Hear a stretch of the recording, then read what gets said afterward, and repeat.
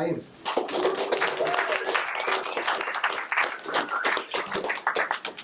Thank you. Thanks for inviting me back. I'm going to take a minute to adjust to the light. Is it too bright?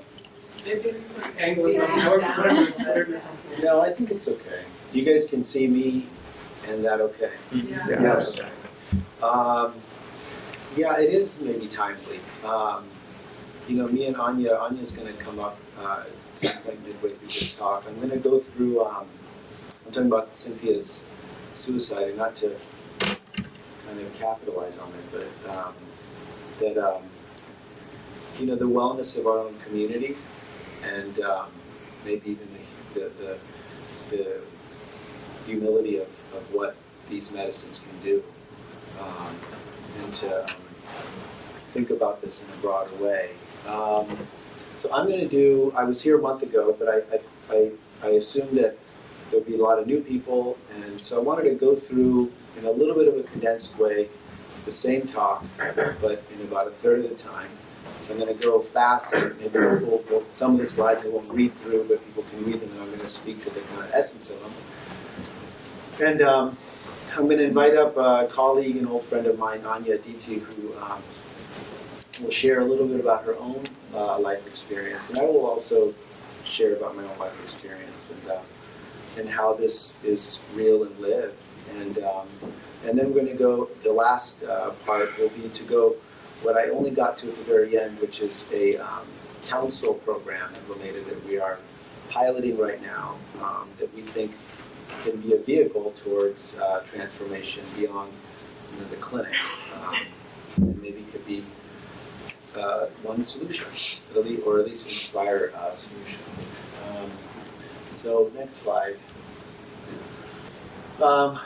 So I always start with this slide to point out the crisis we're in. And if you really look at my experience going through medical school and residency was that we had these wonder drugs, and that the genetic and chemical imbalance theory was correct, even though we were also learning CBT and psychodynamic psychotherapy and all these different things. And the medicines were making everybody better. And the reason why people in other countries don't have high rates of depression is because they haven't been diagnosed yet.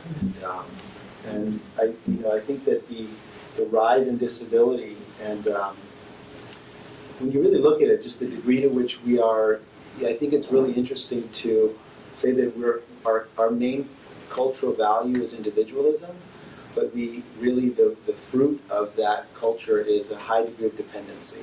I think the two are very much related, and that's maybe a starting point of how I see things and how this model sees things, is that the separateness that individualism and liberalism, I think, have led to actually people not getting the basic nourishment of what it is to be whole and human, and that's why we're getting sicker and sicker. And then it's a consumer industry that can really swoop in. And I think that's also good to think about in terms of psychedelics, because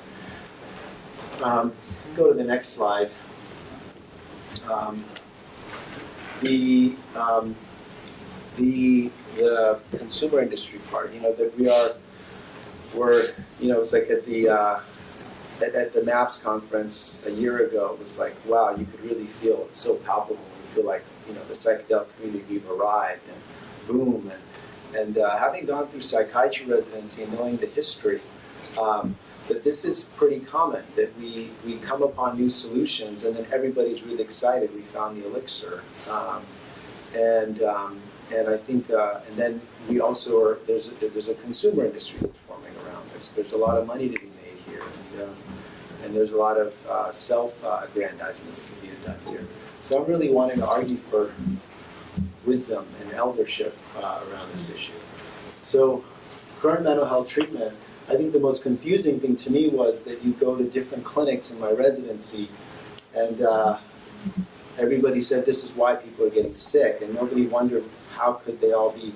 It was like going to different, your cardiologist and the guy who does the stress test and the nurse all think that there's a different reason why you have a heart problem, right? But all of it put together, and there's no prevention, right? The biggest thing I think is that you're told that you are the problem. Next slide.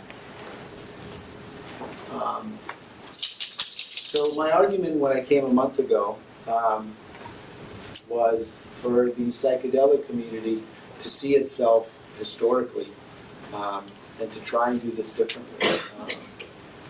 Like I was saying, the analysts up until the 50s and 60s, they said, wow, we've got the solution. Behaviorists, same thing, the biological and genetic revolution.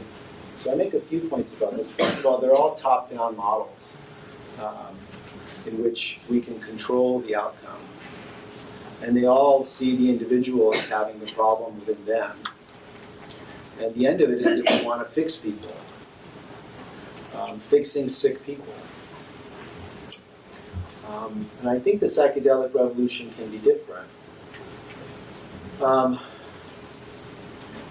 think not only did they not solve the problem, but I think they created more and more separation.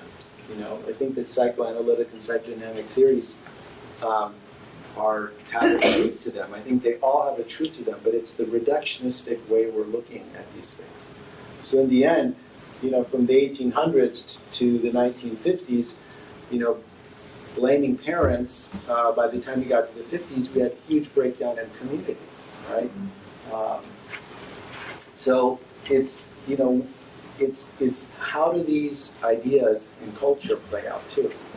Next slide. So what I'm arguing for is an integrative model. I went through Western medicine, and then I went through general adult residency and then child psychiatry, child and adolescent psychiatry. And then I worked in community mental health, mainly with foster care kids. And right now, trauma is being talked about a lot and understood to be a big cause of people's problems. But in the early 2000s, when I was going through my residency, shock trauma from war and sexual assault were really the things that were legitimized. I was working with foster care kids who had been through 5 to 20 placements before the age of 3, 4, 5 years old, and they were being diagnosed with bipolar disorder, ADHD, cognitive disorder, opposition defiance. Nobody thought of the common sense that this is trauma. And really looking at the symptoms, and to me, these were legitimate responses. If you're removed from your home, you look at somebody's chart, removed from the home at age 4, at 12 in the morning, taken into a group home, and then they become violent. I would say, well, that's an appropriate response, right? So that led me to eventually do a fellowship in integrative medicine. And that's what our clinic at Hope and the Beta is based on, is an integrative model of health. And integrative medicine seeks to integrate all valid frameworks into a single coherent model. And our goal is to bring coherence and collaboration within mental health, and to bring a holistic framework for assessment and treatment. And I think the big things that we do is, big categories, is looking at the role of community, the role of the environment, the role of lifestyle, the effects of what food we eat and our relationship with the land and how we gather food, as well as the role of faith and spirit. And one of our beliefs that comes from an indigenous model of health is that there's reciprocity in integrative medicine. That the role, the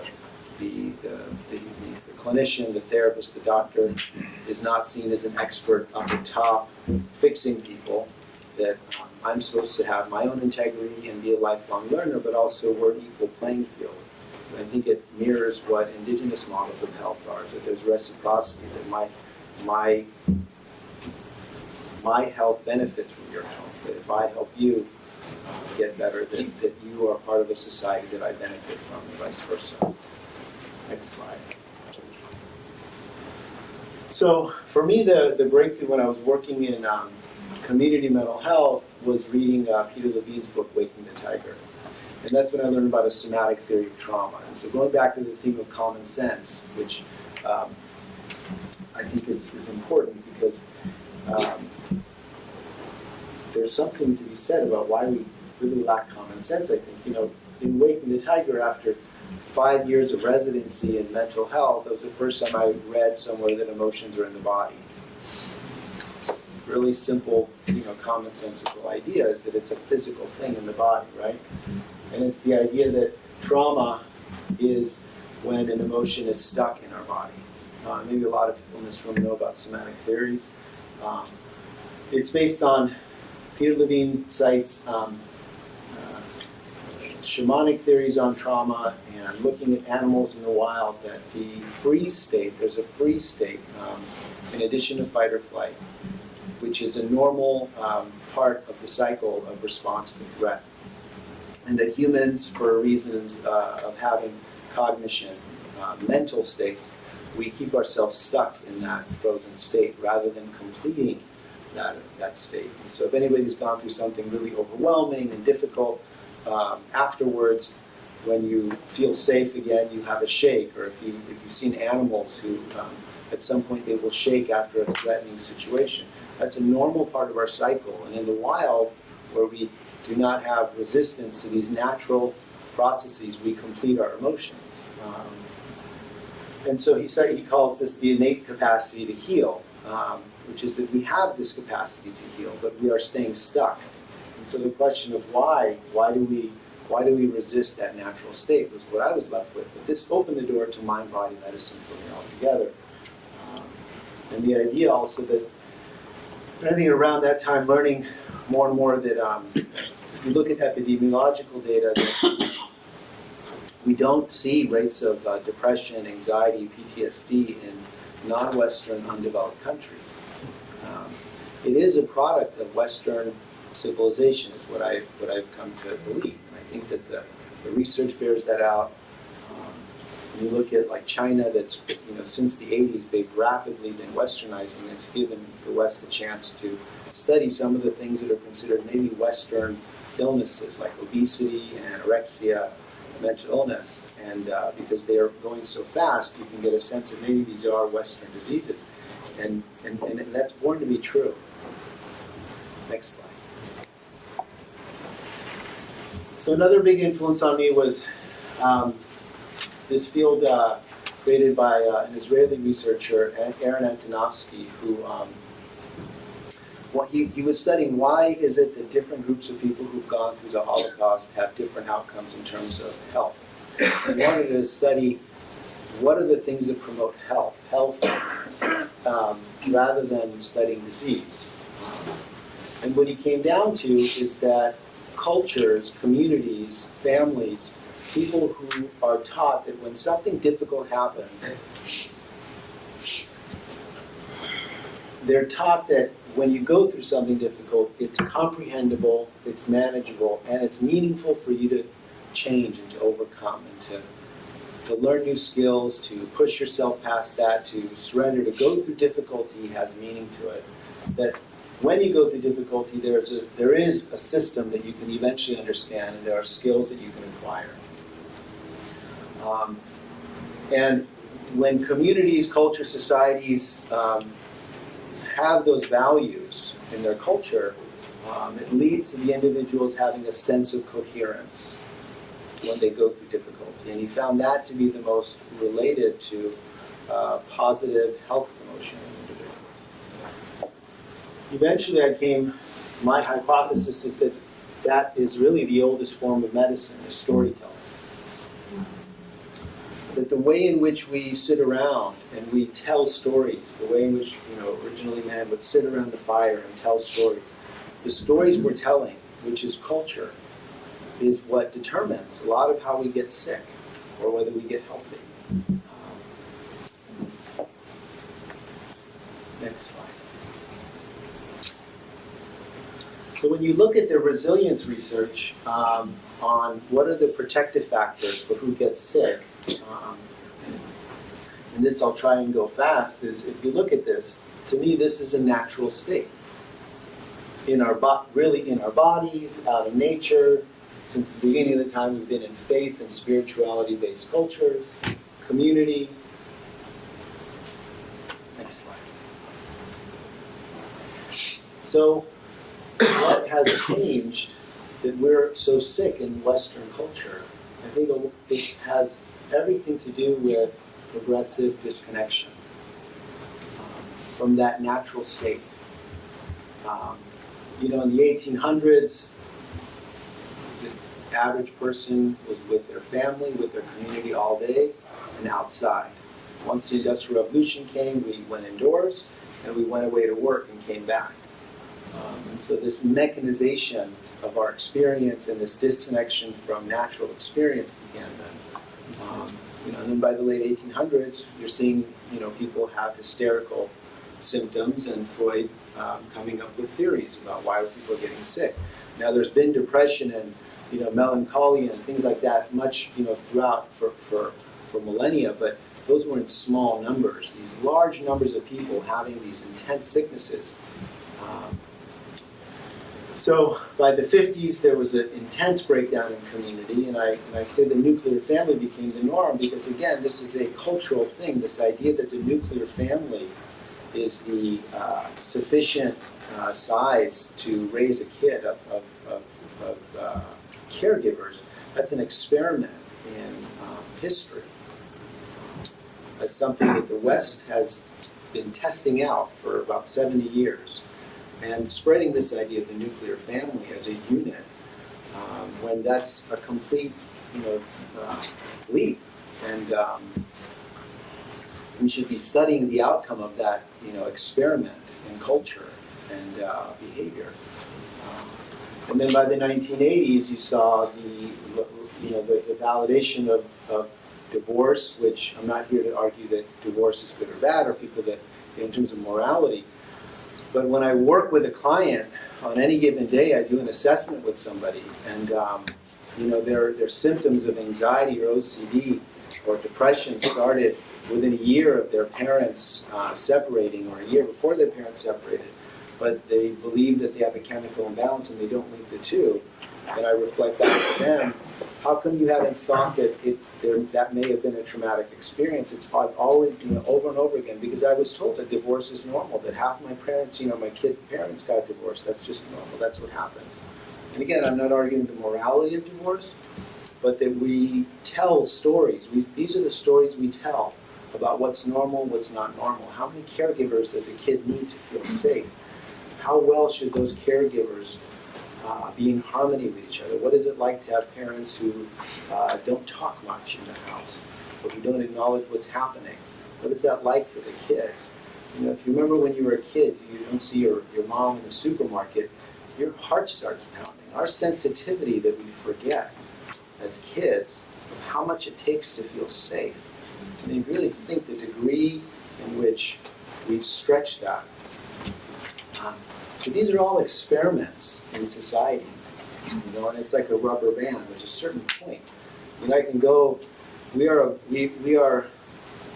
a human nature, and it's biologically based. Our nervous systems evolved for millennia to have certain signals for how we regulate ourselves. And just like I can go into a cold bath at 50 degrees and my body can adjust to that. But what if I go to 40 degrees or 30 degrees, right? What if I go to 40 degrees and stay an hour, 2 hours, right? If you do that slowly, right, you start, water a plant less and less, the leaves start to turn brown. You start saying you have brown leaf disease, right? And then I think what really has happened since we started using medication is that we're suppressing the signal. I talk with my clients about, orthopedic doctors have no problem with calling a crutch something that's helpful, or putting a cast on a broken leg to suppress movement in the joint. And I'm comfortable with saying maybe we need to suppress the symptom just so you can go to work and pay the bills. But we're telling people that that's the cause of the illness. And again, the illness is in you. And then last is what's rapidly changing us, and changing our wiring, and changing our conscious experience of moment-to-moment passage of time and place. And so technology is really putting us into this timeless, spaceless state of consciousness, if you really think about that. my weekly report just told me that I was online on average really up because I've been doing a lot of stuff, but 5.5 hours a day on my cell phone on the screen. 5.5 hours, which is about a third of the day, I'm in this timeless, spaceless kind of medium. It's a very, very disembodied state, right? And if emotions are physical and processing emotions are what keep me healthy, are these things related? And so, you see huge rises in depression, anxiety in kids in the last 10, 15 years. And I think that this is the trend. Next slide. So, I know people have heard of the ACEs study. It's the Adverse Childhood Experiences study. It was, I think the first one was done by Kaiser. It's been replicated. Kaiser followed 17,000 people, and it was the most extensive study of looking at all the different stress factors in kids' lives, and then tracking those kids into adulthood and tracking them for chronic health conditions. And it was the most credible study to really show that early childhood adversity, which was divorce, parents arguing, it was really like as sensitive as you could get in terms of what are the things that can cause a kid excessive stress, neglect, and trauma, and showed that this is directly linked with high rates of mental illness and other chronic health conditions like obesity, diabetes, cardiovascular disease. All these are the chronic health conditions, so health conditions that are stress-related, chronic stress-related conditions, which mental illness is one of them. Next slide. So, integrative medicine is a field that I studied in. You can go fast through that one. Next slide. So the model that I created about 7 years ago, I tried to combine all these different fields and come upon a single coherent model for a multimodal team to work together. Next slide. And so the multimodal team, there's a psychiatrist, there's different psychotherapists, couples and family therapy, health and resilience coach, neurofeedback, and then at LeMaida we also have a studio for classes of all kinds and workshops. And the idea is all of these are behind within one model of why we get sick and how we heal, which I'm going to get to. Next slide. Then we founded the LeMaida Institute in 2016, Conscious and Self Community. Next slide. So, what is the model? The model is based on this idea of wholeness. That we have an inherently state that we all have an inherently whole state of being. What is wholeness? Wholeness is to be complete. That all parts of us are in balance with each other and in harmony with each other. Each individual part is a part of the whole, physical, emotional, mental, is related to our environment and our culture and values, and that health is optimal when these are all in relation to each other. And a really easy example of that, this is wholeness comes from systems theory, but also it's a part of ecological medicine. Ecological medicine being the way in which we study health of all biological organisms except for human beings. And so the easy example of that is like when you go buy a plant, there's a card on the plant tells you how much water, how much sun, what kind of soil. What are the natural conditions that this organism thrives in? And then all organisms are governed by two basic drives. The ability to heal itself, so like going into a cold bath, I stay at 98.7 degrees. I go into a sauna, I stay at 98.7 degrees. I have a wound, it heals. I have a bone break, it heals. A cell, just a simple cell, has that ability to maintain its integrity. That's the primary drive of all biology, is to keep your integrity. And then if you have enough energy, if you have enough resources after that, it's to actualize your innate potential. An acorn becomes an oak tree, a seed becomes a plant. And so in this idea of self-actualization, that we all have an innate potential. And I think that applies to us too, that we have a sense in us of purpose. We have a sense when we're on, when we're off. There are days in which we do everything we feel like I'm supposed to do and we feel empty. There are days that we feel like, wow, if I died tomorrow, I would be okay because I'm living my life, right? Now, what is that? I don't know.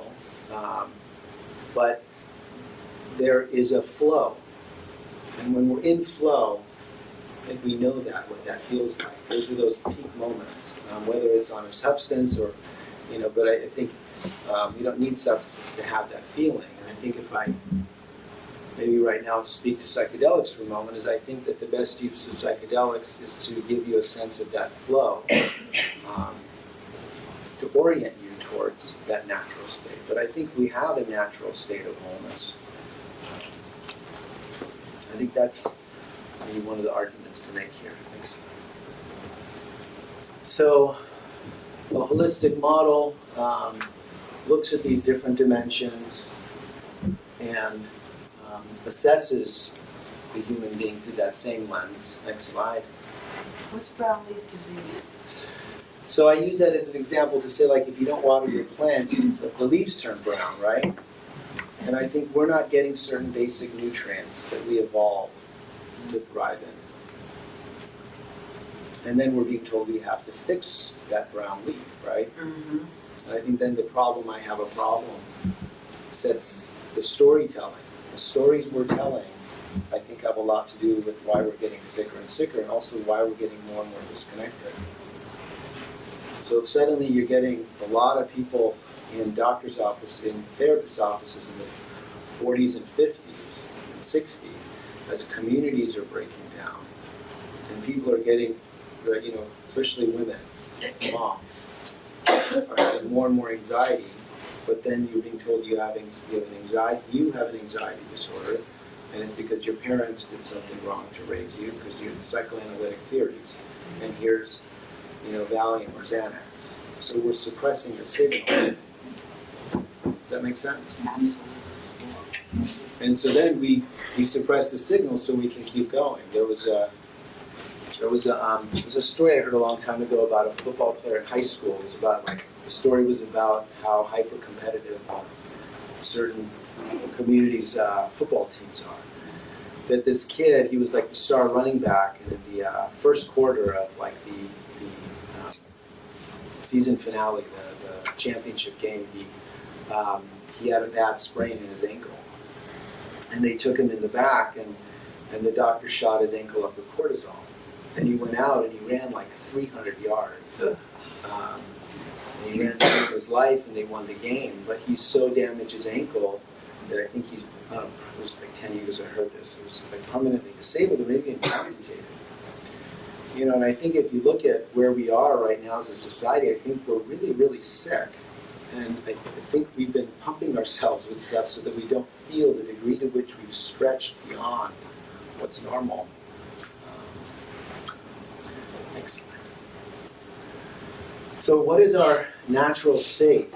I think the most powerful thing we're missing is a sense of belonging. And when we feel that sense of belonging, I think that, if you can imagine what it's like when that pack of zebras that are running in coordination with each other, they're not talking to each other, they're sensing each other, and that radical feeling of aliveness and flow. If you've ever been in a moment in a community, some of my favorite, I think I really came alive at Burning Man the first time I went, 15, 16 years ago, and it's the first time I did psychedelics, but it was also this radical feeling of being alive, where the conditions are harsh, you have to come together, you have to be self-reliant, but you also have to be interdependent. So this sense of belonging, where competition and cooperation are actually in flow with each other, being in flow with each other, and also being in flow with our bodies. This is what it's like to complete our emotions. Be in that flow state. Next slide. And authenticity and belonging are one flow. We can't belong unless we're being authentic. And we actually need relationships that challenge us and bring us closer in order to bring out our authenticity. This is our heritage, our human nature. So the word intimacy really means a felt sense. It's that those zebras know each other, are in flow with each other because of the limbic system, sensing. It's our attachment system. Emotions are not for personal consumption. They're information to coordinate behavior. It's a mammalian innovation. And when we're in that size of about 150 people, that's as much as our nervous systems can feel and sense in an intimate way. You know, when there's certain people you know where you show up with them and your body feels at ease, right? That's how you know you feel safe with somebody. There's only a certain number of people your body can really record and know that intimately, and it's not the cognitive part of us. Right? It's precognitive, it's limbic, it's brainstem. Next slide. So, the brainstem, limbic neocortex, to me is the way to understand that flow state. This is our brain. This is what governs all of our thoughts, feelings, and experiences of the world. And what is really important to recognize is that the brainstem is actually the fastest of the three. And it has the greatest number of inputs upward towards the limbic system and the neocortex. So the brainstem is primitive survival. It's what regulates our heart rate, breathing. It's where fight or flight is. It's where trauma is regulated. So when you go into panic states or when you feel calm, it's the brainstem that's upregulating and downregulating. And that is faster than the limbic system and the emotional regulation system, and those two are faster than the thinking part of the brain.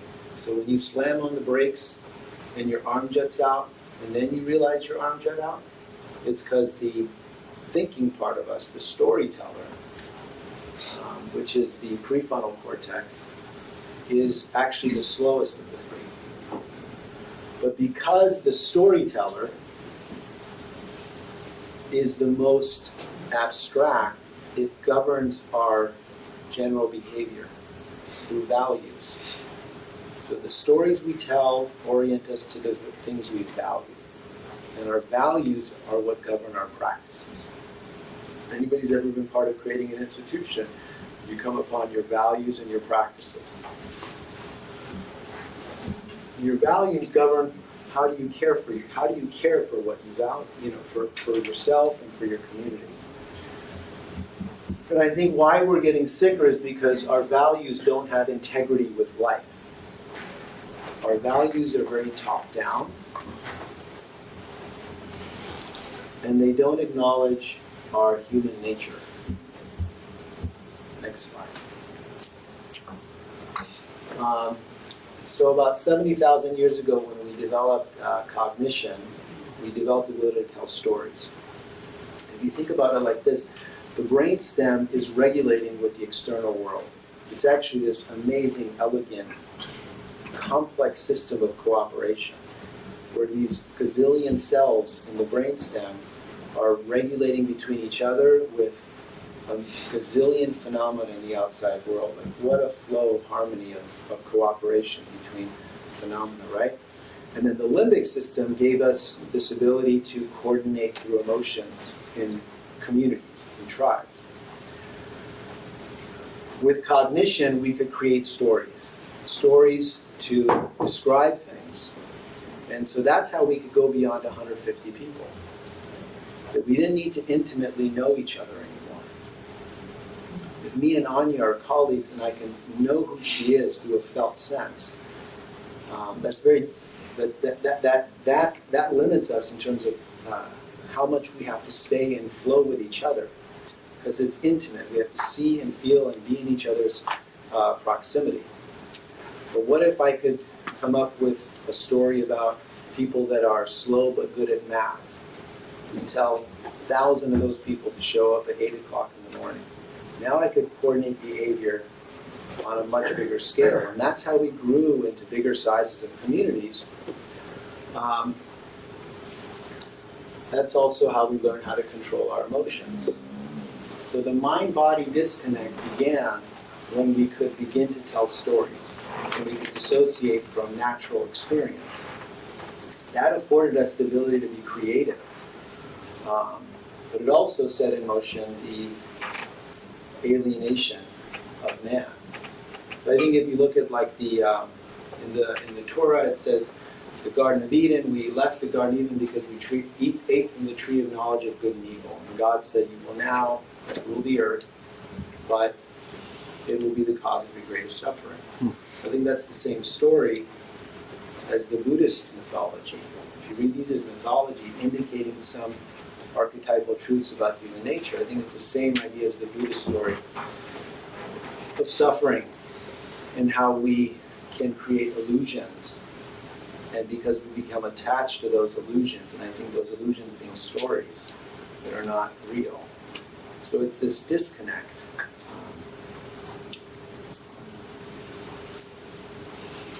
That's the fall from grace. Next slide. And then from beginning of time, then we've created these wisdom traditions that hold us together, because these stories orient us towards what to value, and those values having integrity with life.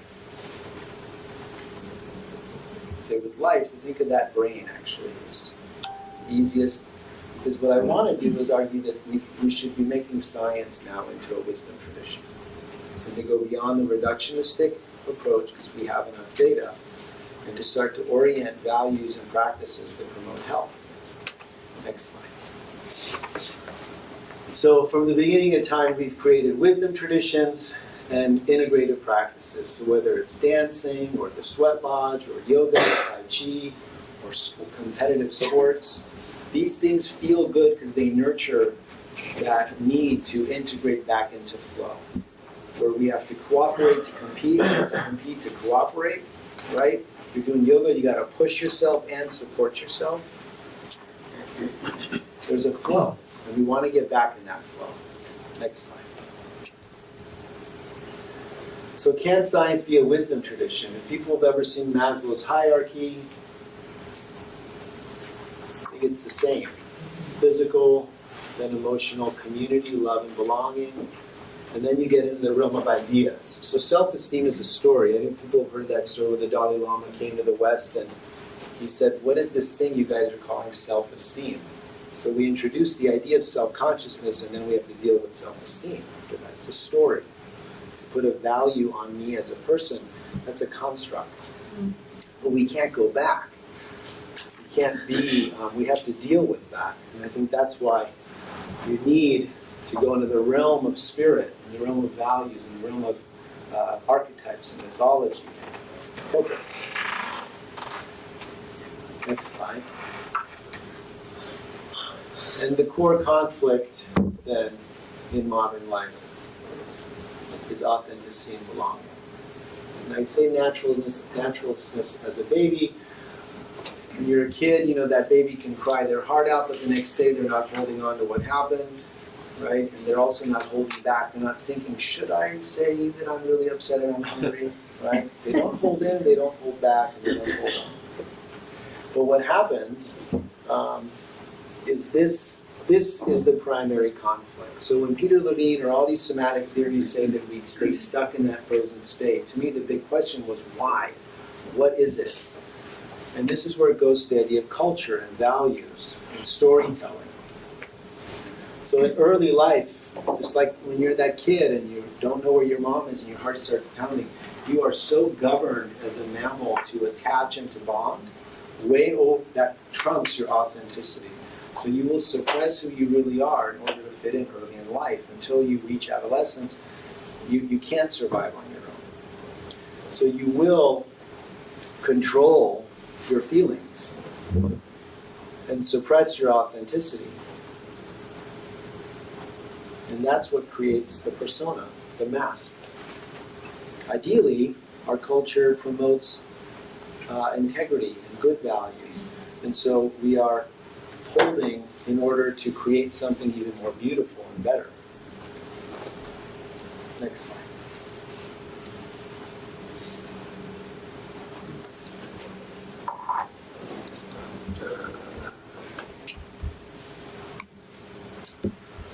So the persona, it's the first initiation into community. It's held together by core beliefs about who I am, and then I have to control. And controlling is in the body because emotions are physical. Next slide. And I don't know Cynthia, and I really want to be careful not to be stepping on something that I shouldn't. But we say, well, why? She took all these different things and she didn't get better. And I think one reason is because, again, we make these problems individual. I think we are holding these beliefs all come from ways in which our ancestry has found a way to cope through life that haven't been processed. So in our bodies, we are holding unresolved things in our ancestry.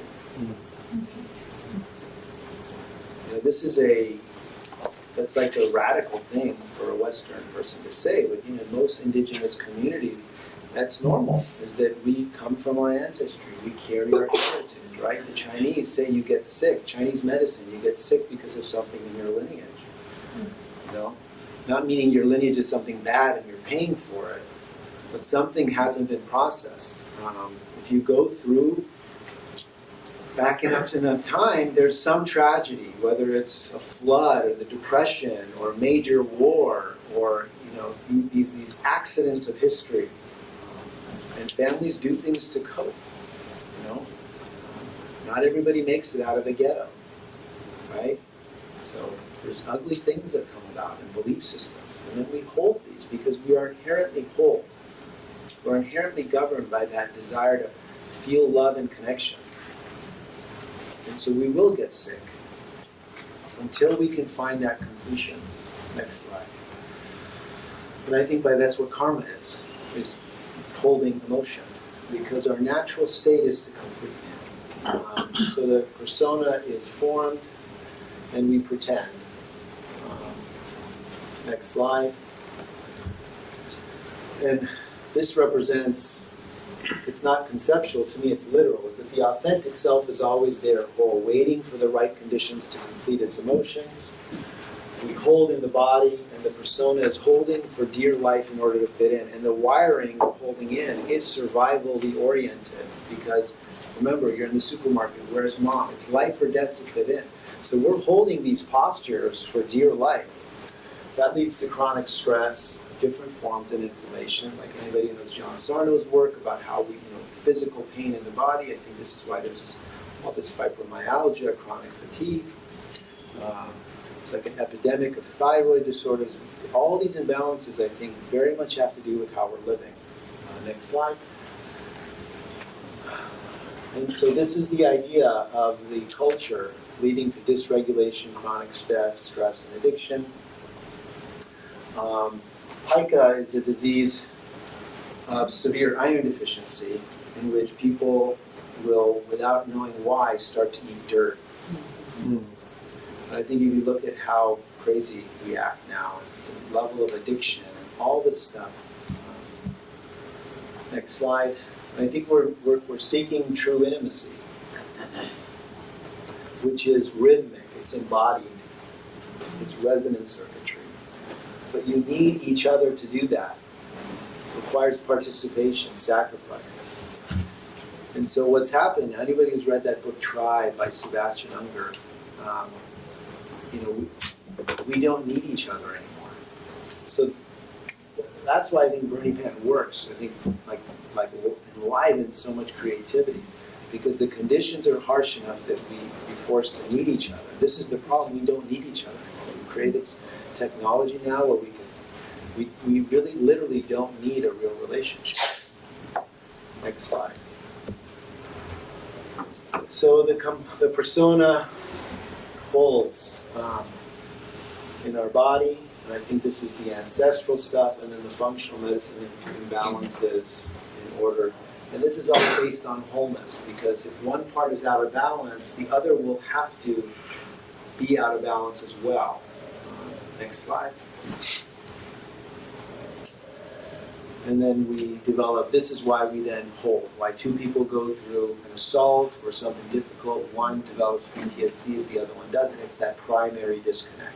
Because if I was already programmed to not get angry, or to not have confidence because my dad, had this problem or whatever, right? So then I go through the other experience, and I'm the one who stays stuck. Next slide. And then this is homeostasis. Eventually, the persona needs more help to suppress the feelings, the unresolved grief, the unresolved trauma, the unresolved pain, the wounds. And so we need things to cover it up, to balance out those symptoms. That doesn't work. Eventually, we need conventional medicine. But it's all suppression. When in actuality, remember the innate potential. The seed is supposed to grow. So this is supposed to grow for self-actualization. Our natural state is to go through crisis every day. Every day we may die, and every day we get more and more resilient, way more wilder, way more powerful. Next slide. Eventually the crisis happens, and I think if you look at Joseph Campbell's theory of the hero's journey that describes the core theme of all myths, it's that at some point we have to go through that crisis where that breaks down. I think what has happened is because we don't need each other anymore, because we don't need crisis anymore, we mostly stay at the level of the adolescent. So usually at adolescence we go through our initiation into adulthood, where you go out, you slay dragons, the persona breaks down, the cracks come in, your authentic self, and what am I here to do in this world emerges. And I think consumerism really works well for that, because we stay adolescents, constantly trying to prove ourselves and enjoying feeling stimulated and winning. Next slide. So we need crisis.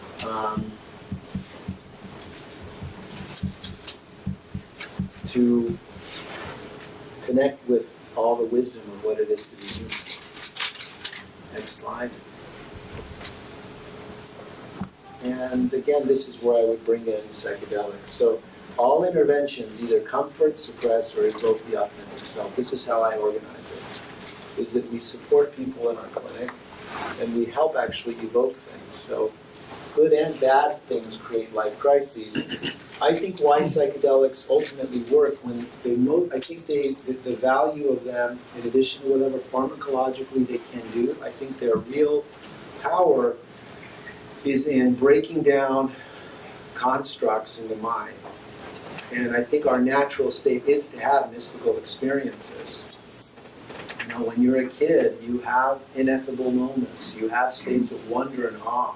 That pure, innocent capacity to have direct perception. Right?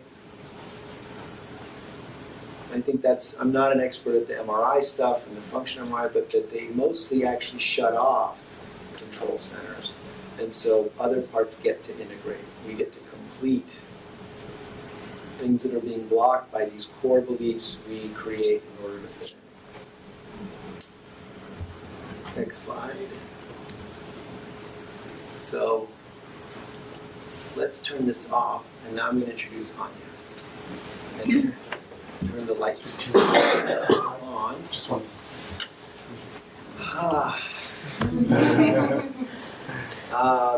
So I want to introduce Anya deeply. She's an old friend, maybe older than just the 3 years you met in this room. Yeah. Anya, I met through you were co-facilitating medicine work, and I think that the thing that bonded us, that really drew me to you, was you did medicine work in ceremony, and it was the degree to which you valued structure and valued values themselves, and the exquisite attention paid to the container. And I think it was that made me always want to get you to come and work at Lomeda, and so recently you finished your training in outer body work, and you're joining us at Lomeda. But you felt really inspired by the work we're doing, and wanted to share a little about your own personal experiences with psychedelics and with community and structure. And then we'll go next into the council. This light's a little bit too much. So my name's Anya Aditi, and I recognize a lot of your faces from the talk last week, so it's nice to see you again. And there's other people that I've known, some for 16 years, some from the times of Oshun Mare. And Omid invited me to come speak a little bit. I think I'm the case study. To qualify myself in this room, I'm a psychonaut of 30 years. I did 500 hits of acid between the ages of 13 and 18 years old. And then I went on a journey of finding my path through ayahuasca and had my first journey work in Hawaii. And then prayed for a long time, for a year. It was a long time after you have the experience that I had. And it came to me, the medicine brought me to the Santo Daime. And so I've been a member of the Santo Daime for 16 years now. And in between that, I've done a lot of other kind of work, and definitely worked in the peyote church and working with other psychedelics also. And value and structure has always been really important to me. I kind of feel like sitting down. I feel like I'm going to be telling you a story about myself, so I'm just going to kind of come up here a little bit. I think, where do I begin? This is kind of a little bit of an impromptu kind of thing. I come from a family of a traumatized, broken family, and it was at the age of 13 that I have always felt, since like I was born, this innate sense of spirit, and at 13, that's when I got introduced to some mescaline, and I got onto my psychedelic path, and I started laying hands on bodies, and just this kind of channel opened up in me, and I had to decide at that point, after a couple years into that, there was an opportunity through an experience that I had about kind of the choice that I was going to make. Like, was I going to remain on kind of the shadow path of darkness that I was seeing through my family and seeing through other experiences that I was having in life, or I was going to choose this path of light and healing. And so at a really young age, I had to make a really strong commitment to that, and I did. And it was through all my LSD experiences that I really got to go on a really deep journey. So I don't have all the letters behind my name, but I have a lot of intergalactic passports that are full. And back in the day, I was a biology major, and I was my senior class president, and I was in every AP class there was, and I read a lot about religion and theology and different kinds of things. And at some point, when I was 18, I was just I just need to throw all this stuff away. I need to really be on this deeper sense of my path and inquiry through what I am here and what I know and what is actually coming through me. So, I just want to acknowledge you all for each having your own medicine that you come with, and that, in our purpose is to really connect into that. And then, I just evolved and moved on. I became vegan. I was all hardcore like that. I had my daughter at home underwater. I fulfilled my dreams of, I wanted to be an obstetrician, and, here I am, kind of 20 years later, and I never became the obstetrician, but what I have done is through my own inquiry and development of relationship to the cosmos and this incarnate body of embodiment, is that I've really helped to facilitate space for others and their journey work and their transformational work, and that's been such an incredible honor.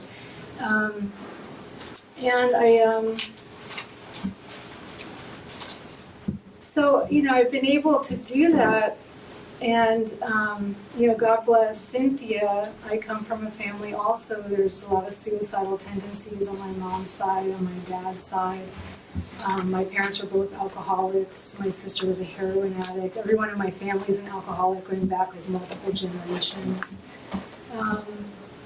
So I really wanted to get that thread, that ancestral thread of what all of this was, and that I would not be repeating these patterns over and over again. And that's my commitment to this work and everything that I do in my life, and this path of integrative medicine. Because as much as I've done all the psychedelics that I've done and the path that I've been on, it's not just the only answer. It takes so much more than just psychedelics. And it's not for everybody to just do these heroic ceremonies where people are like screaming. And don't think that just because that sounds cool that that's for you. You know, it might be like microdosing is your thing. It might actually be just tuning forks. You know, it might be just like sound bowls and just being in a vibrational space of what it is to attune to vibrations. And if we can attune into those vibrations, that's how we can get into this core essence of who we are and really connect to the spirit that is there for us. And then using those tools of reflection and mirroring that we have with each other, really discern, you know, what is this material that's coming through, you know? I work in a mediumistic lineage that's connected to Umbanda. And, you know, when I hear stories of Cynthia's and I know my story of my own, you know, it isn't just our mind that is affecting us. There are energies, there are invisible forces, there are entities, there are things that are affecting us, and you know, you're not usually going to get that in the reading material. And this is also something that, you know, in relationship with each other, that we get to really be a witness. You know, the witnessing of being witnessed, the seeing of being seen, and in the value system, not the systems of morality, but in the value system, you know, we can learn these things of kindness and honor and communication, and get out of these desperations of like codependency that like everybody seems to be going through on one level or another, you know. And so I just really have devoted my life into like really looking at myself and my patterns and how I behave and where I can be accountable and what do I need. And the medicine has taught me a lot about that, but also the structures of the communities that I've been part of and the councils that I've been part of and the things that I've done to kind of like, how can I say that better, do that better, think that better in a different way, you know, better, worse, whatever. But, you know, I want to be well, and I want to know that those that are surrounding me can be well with me.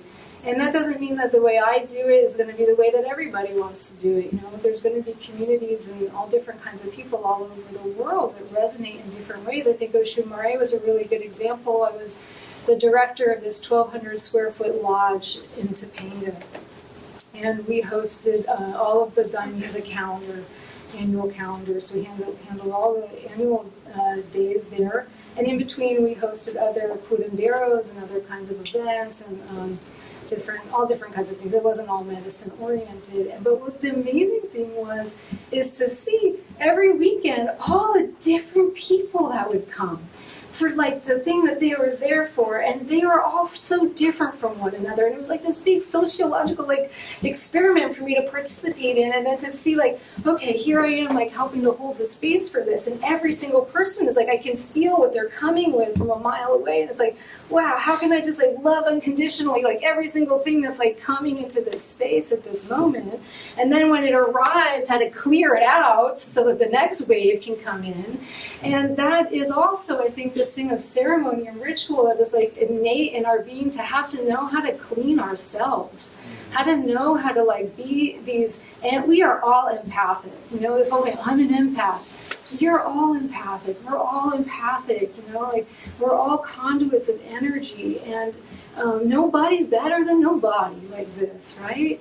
And so how can we just attune to that level of accountability in ourselves? And with the fragmentation and the breaking and the traumas and the grief and the incomplete completion that keeps reoccurring, you know, that's what we're all feeling.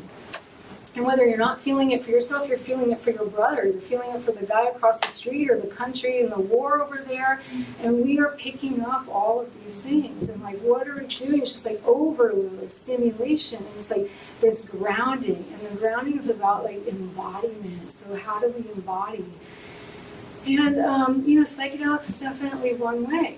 But it also can be like a doorway to invite some other things in too, you know, and just like, we got a lot of doors, you know, so like the opening of the doors, the closing of the doors. So this is a study. There's no like one answer here tonight, like when we gave the talk last time, like there's no cure-all going to happen like overnight. We have like a millennia of time still yet to still like bring in what was had into what is becoming. And that's that cycle. Like when I met with Omid a couple months ago, it was so beautiful. I was invited to do, I often get asked to help with like mediation and things like that, and I got invited to participate facilitating an intervention in a crisis that's happening in a community that I'm part of. And you know, I just saw what that did to the whole community. And it was a community of people, you know, we could say similar like this. You guys all get together once a month, maybe twice a month. And that community got together. It was a medicine community, and there was like, you know, different activities that we all did together. But there wasn't a committed core. And I was committed to creating a core, but it wasn't wanted at that time. So the crisis happened, right? So, okay, let's come together. And so we did, and that was beautiful. And, you know, that's what I saw in this model of counsel that Omid is coming and bringing out through Omida is, it was all simultaneous, the way it mirrored the experience that I was having. And I was just like coming on team, and it was just such a beautiful kind of christening of opening this way of relating. And, you know, my intuition was to say to this community that I'm part of is to say, okay, you guys, let's like, no one should be isolated alone in dealing with this pain. You know, let's come together on a council. Let's keep it like cohesive and contained. And in this way, I opened up a forum kind of for each individual person to speak their piece, you know, what they needed, what they were feeling. And it was this beautiful like family constellation, because some people were really sad, some people were this, some people were angry, some people were like wanting retribution. It was like really insane. I was like putting wildfires out in different places. But at some point through our unification, we got to find this place of calm, and, you know, like, okay, let's just settle. Now it's been some months, and we're like working out the conversation. But I think when I hear, you know, looking at this, I feel like I relate to everything that Omid puts up, because in my own, I don't really like the word institution, but if I were an institution, in my own institution, I feel like I've coordinated all of like the bullet points that you shared and how to self-regulate, you know, and how to find manageability in the insanity of this world. And I won't say that I've done it alone. I've done it through doing a lot of different little things, you know, but I think that this kind of model and different people doing different things, and I know that there's different people in this room who are holding space for others, you know, like collectively to really affirm ourselves and affirm our circles and affirm our councils and our codes and our values and our codes of ethics especially, you know, what our expectations and needs are of each other, and creating that space to be heard, because you know, everyone's voice is important. And I hope that, you know, Cynthia really had some memory and inclination to know, you know, even if she felt she needed to leave, like how valued she was by at least one person, you know.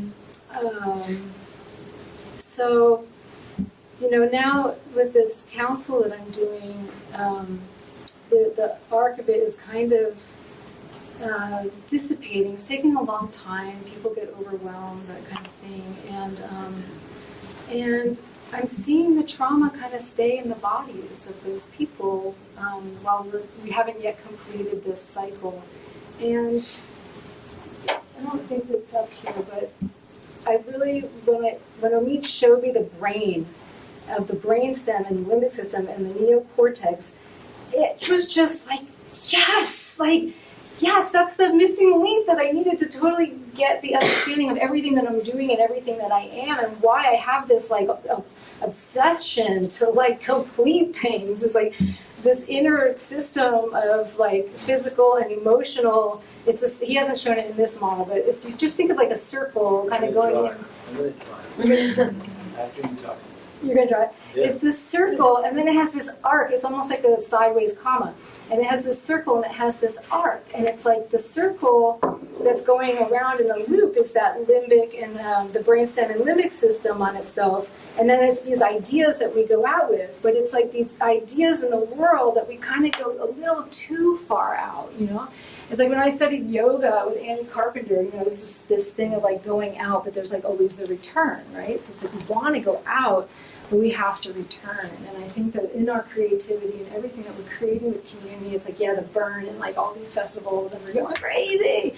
And and there's within that, everybody's coming back to, you know, and but it's like intimacy, you know, and like what can we do together in smaller little tribes of people, really holding sacred space and really holding a committed set of values. And you know, with the model that's coming out, I know that more is in development. I know that through having like conversations like this and other places, you know, that we are people who are committed to this because that's what's in our hearts, you know, and I know that I am, and it's just coming more and more into, you know, materializing and into formation. And so I just feel like really grateful to have the opportunity to come here and share a little bit.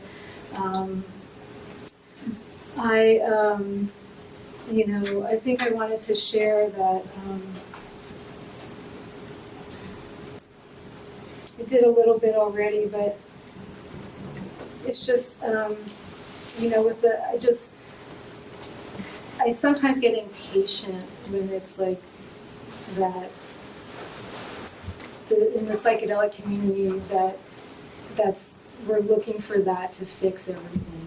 And so I guess I just want to reiterate that it's really, there's so much more. And so, you know, please, you know, keep bringing into your lives in ways of integrating, you know, like if you're having psychedelic experiences, like what more can you do? And if you're not sure, like ask yourself that question, like what are your needs, you know? And I want to know that. It's like one of the things I was sharing with Omid, and I don't know if he'll have time to ask you all, but it's like that's the immediate thing that I want to know, and helping to create systems at Lameda and models of integration and workshops and retreats and all these kinds of things is like, I have my own sense, but you know what? There's always more, you know, and like what can you all do too within your own communities to what your needs of your communities are. And you know, I'm not really into hierarchies. People think so because I'm in the Santo Daime or something. They don't really understand what the Santo Daime is, but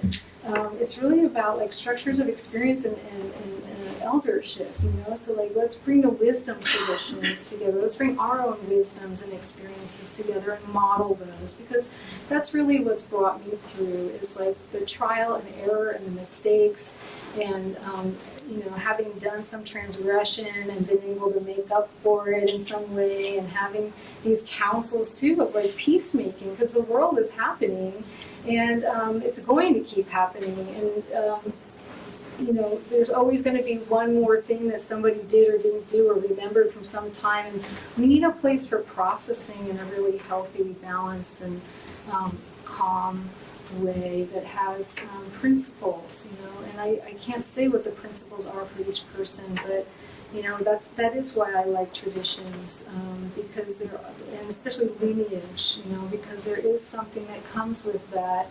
And if you're into Buddhism, if you've ever seen that one painting, I forget what it's called, but it's got like 1,000,000 different Buddhas. And you know, you're initiated. You have all those guys behind your back.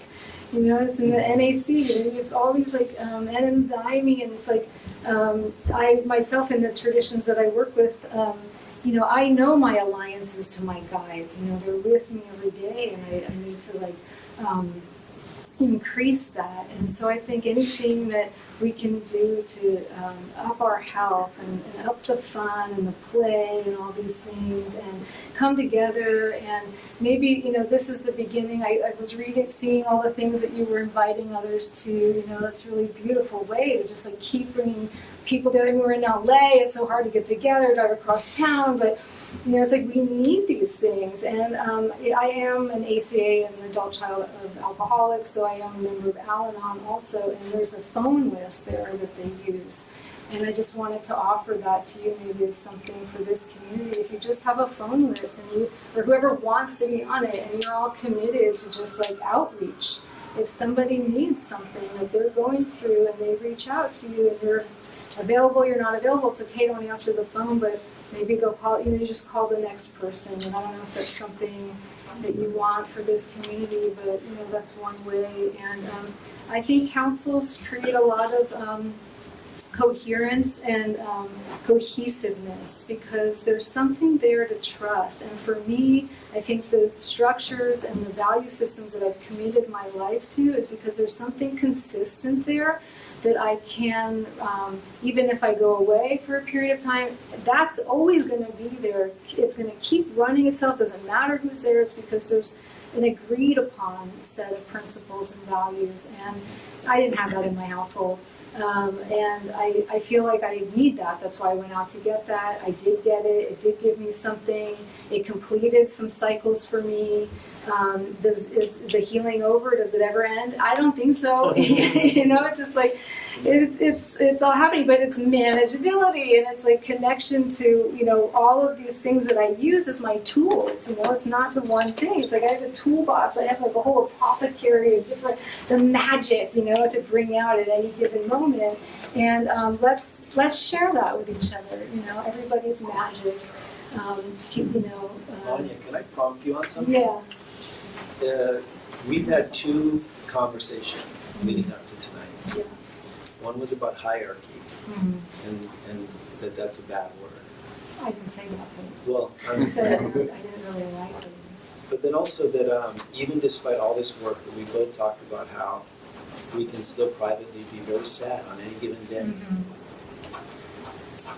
And they're actually two separate things. There's like, so I'll talk about the hierarchy thing. Do you want to say anything about that? The hierarchy? Well, the if I can go off a little bit on that, is like that I think what I like about the brain slide is that there is structure. There is a flow to things. We have to self-regulate first in order to connect. You can't connect if you don't feel safe in your body. And if you have trauma, or if you ate too much sugar, or if you drank too much last night, you're dysregulated in your brainstem, you can't connect. And if you can't connect, then your creative work doesn't feel fulfilling. Okay? That's why creativity can feel empty on some days. So there's a flow to things. There is a structure to things. Self-reliance, self-regulation does come first. Right? For brain men, self-reliance. But then you need community. I think part of why we're off is because in the 60s, the hierarchy had gotten so corrupt that we also said hierarchy is inherently corrupt. And we threw the baby out with the bathwater. Everything is an institution. We're forming implicitly an institution around psychedelics in our mind through our conversations, but by not being conscious of the value of structure, containment, hierarchy, structure, values. I think by saying, my truth is your truth, that I think that postmodernism and social constructionism has really fucked us. Einstein said, we don't have the ethics to manage relativity in our moral lives. There are better and worse ways of doing things. I think it's that the way in which power has been corrupted, but then the story we've told that don't trust anybody over 30. Well, now I'm 45. It's kind of like, so don't ever tell a kid not to cry. Well, wait till you have a kid.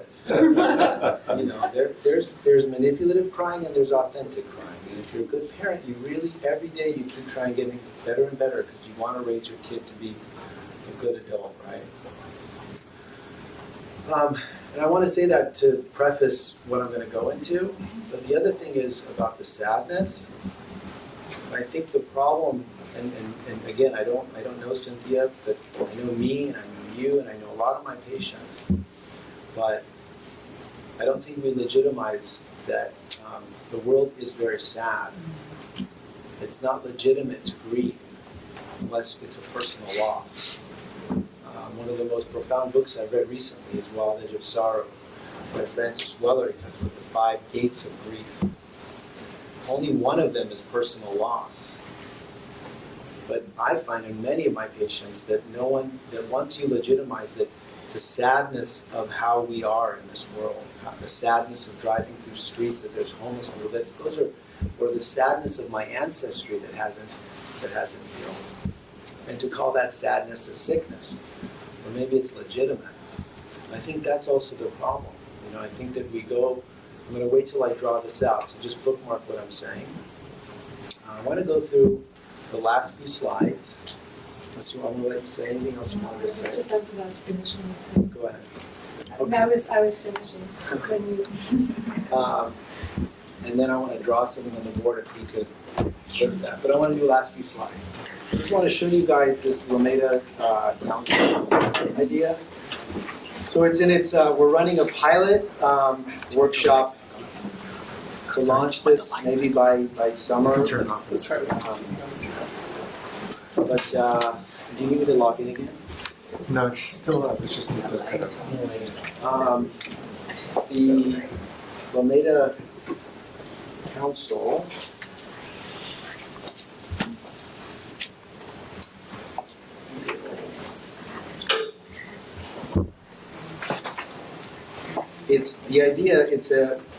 the pilot, it may not be this form, but because the pilot's going to inform us, but it's an 8-session workshop over 8 weeks, 1.5 hours, that you can say indoctrinates you. Go back to the slide before. I just want to put this up because I think we're really going through like an epoch change. I think like between climate change, what's happening with technology, and the rise of nationalism again. I think we're kind of like the Renaissance or the Enlightenment. I think we're seeing the death of liberalism, and I think that liberalism solved some problems, but I think it had real weaknesses in terms of making everything about individual rights.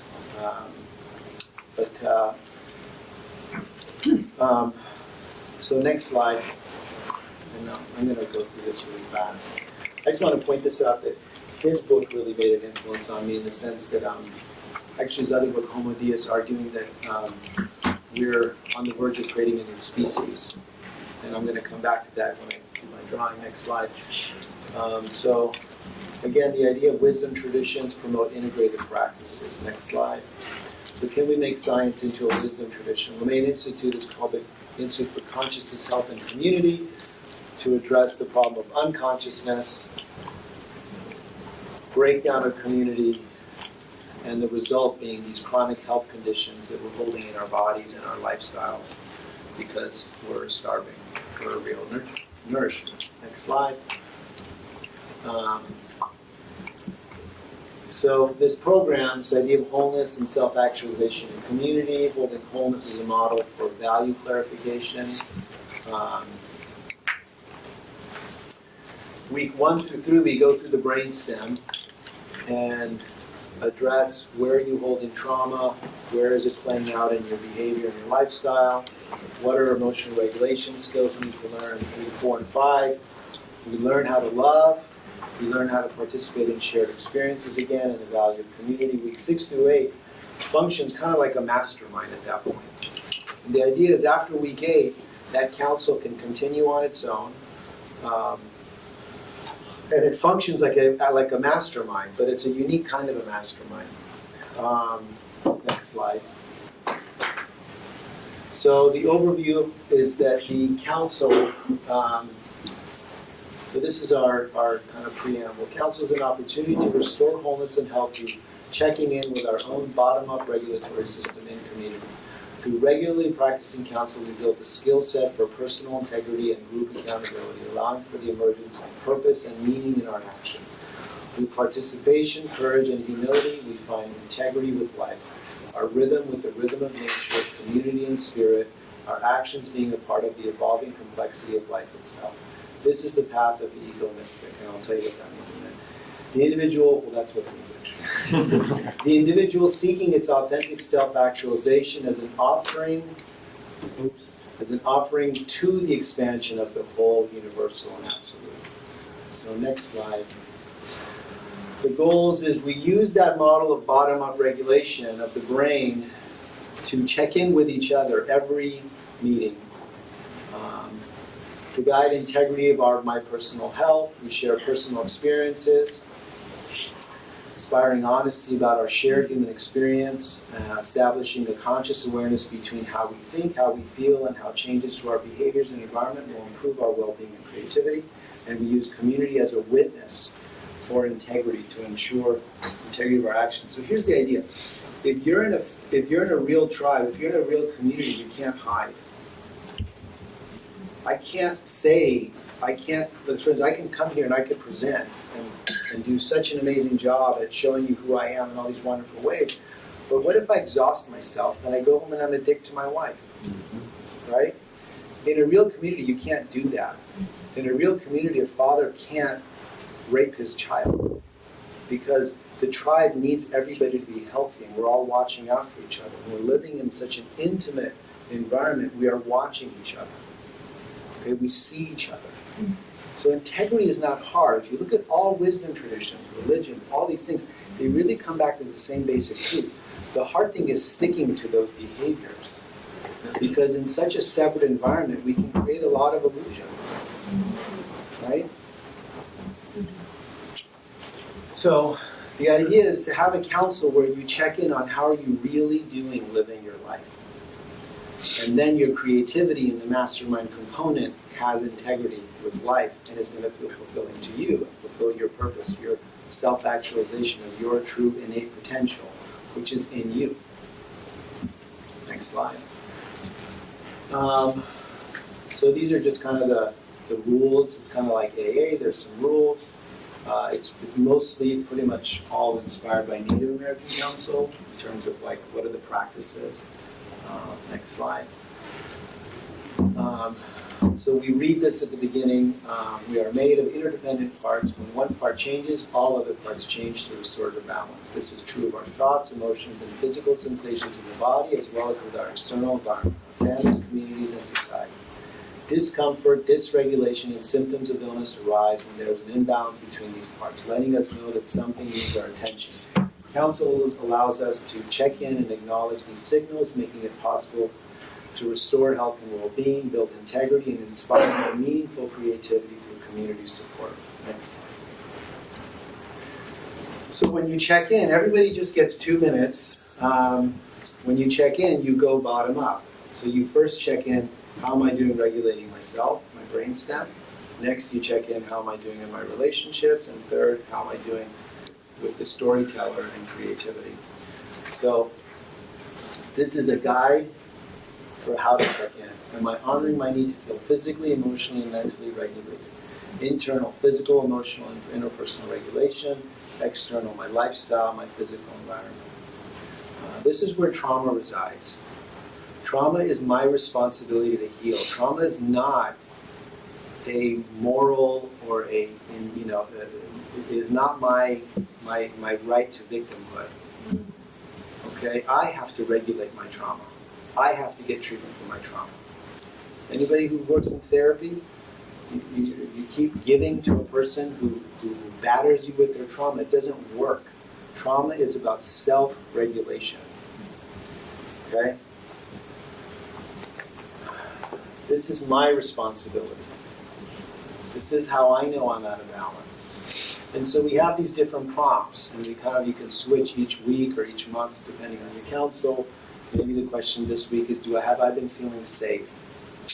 Do I feel at peace?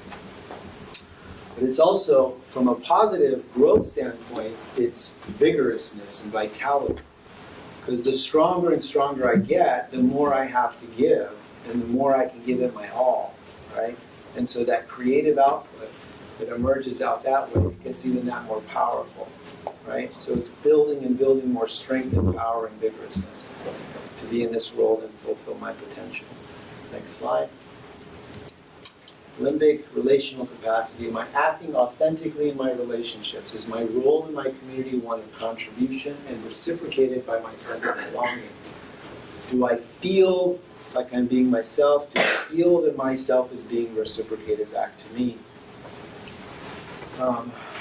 Daily practice.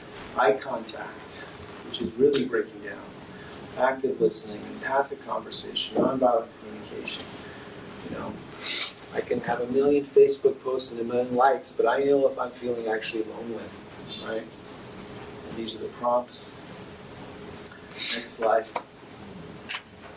And then your cortex, do I accurately know my story so that I can build a coherent narrative of who I am and build a vision for what I'm here to accomplish? Am I clear? Do I feel present? Do I feel inspired? Do I know what my vision and purpose is? I think it's the last slide. Next slide. That's it, right? Okay. So if you can take the thing up, I'm just going to draw something when we're done. Wholeness represents authenticity. So we are inherently whole. You think of a baby, doesn't hold in, doesn't hold back. The inside and the outside match. If you think of wholeness as a circle, you know, I'm 98.7 degrees. I go into a cold bath. I come back to 98.7 degrees. Everything in nature returns back to its baseline. We go through winter over and over again. Sun comes up, sun comes down. Everything is rhythmic. Everything responds to signal and comes back, right? What happened with man, the mind-body disconnect, because of mental, we can create ideas. So I got this idea from a guy, Bill Plotkin, great book, Nature and the Human Soul. Wasn't his first book. What was his first book? Soulcraft. The idea that we are also an arc. And this is where creativity is. Which means also we can create illusion. So we're a circle and an arc. We can't run from that. That's why utopian ideas don't work. We can't live in tribes. We're tied by this dilemma. This is the human condition. But when it's fulfilling, we go out, we fragment some, and we grow, and we bring back. I think this is the best we can do, is to keep growing in beauty and complexity. But there is a structure. There is a hierarchy, right? We have to honor that structure and hierarchy if we want to be whole. I think what's happening is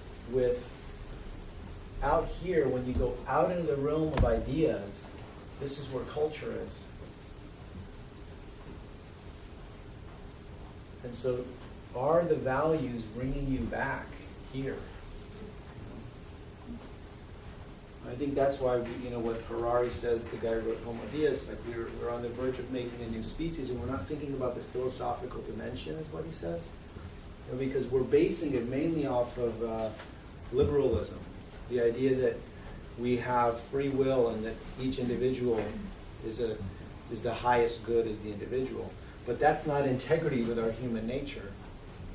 And so now you're dealing with people who, virtual reality, living on the web and living online and all these things, but it's disconnected from nature. I think that it's emptiness. I think the crisis of our time is meaninglessness. It's the emptiness.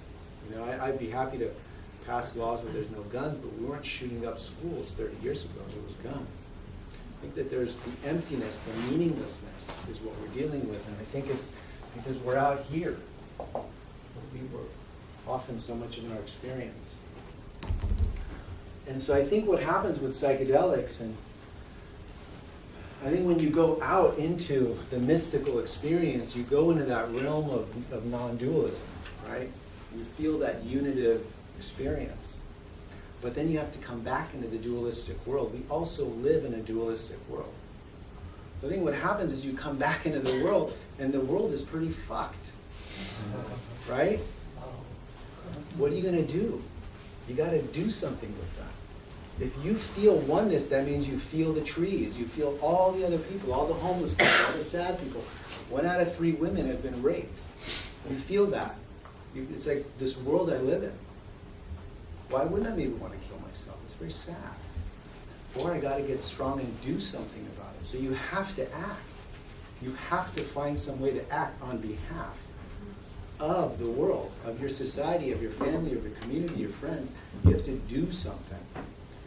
So we have to come back into the material world. And that's what creativity is you get an idea,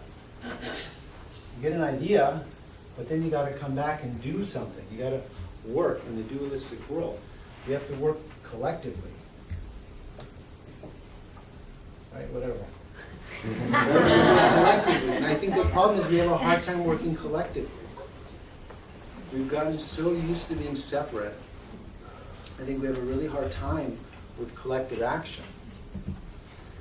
And there's a lot to be done. So I think a lot of people may come back, but there's still so much sadness, and there's still so much anxiety and worry, and you're still coming back into a culture that's telling you that that means you still have a problem. But what if it's not a problem? What if that's a legitimate signal, right? So that's why I like the council idea, because I think it's built into it is that you, first of all, it's integrity with life.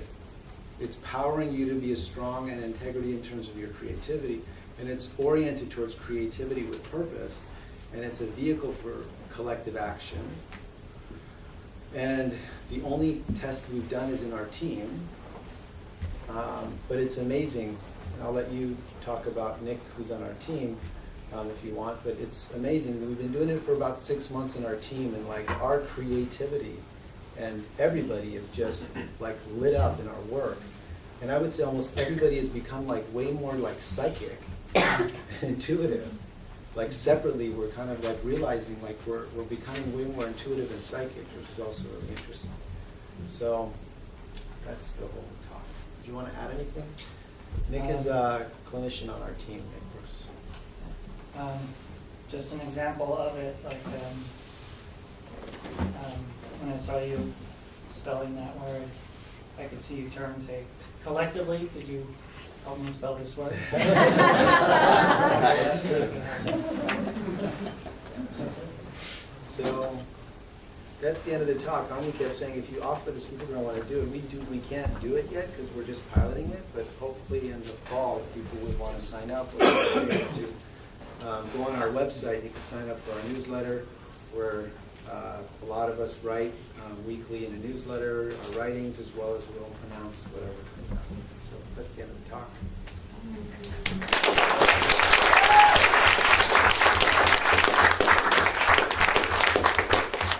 We have about 25 minutes for questions, so I'm sure there's might be one or two. Yes.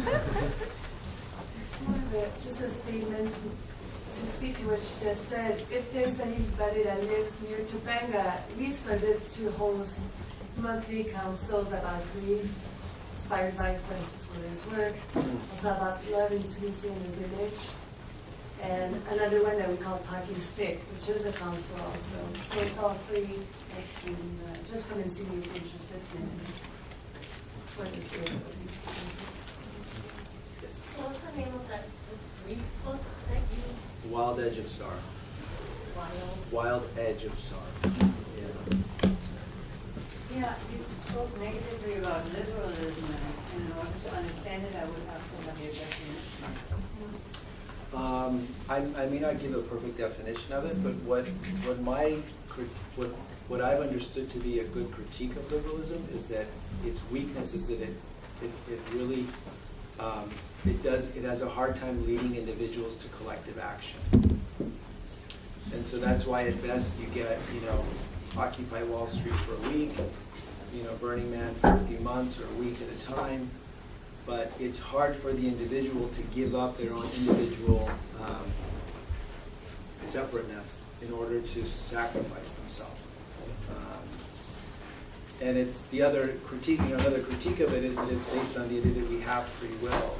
And if you look at most research, we don't have individual free will. I think that so I think liberalism solved many problems that it needed to, but when it became an ideology, you could say merging with or being so inherent to individualism, I think that's led to a lot of separateness. Is that? I'm a pragmatist when it comes to ideas. Like they come along to solve problems, but then they become problems when they become ideologies.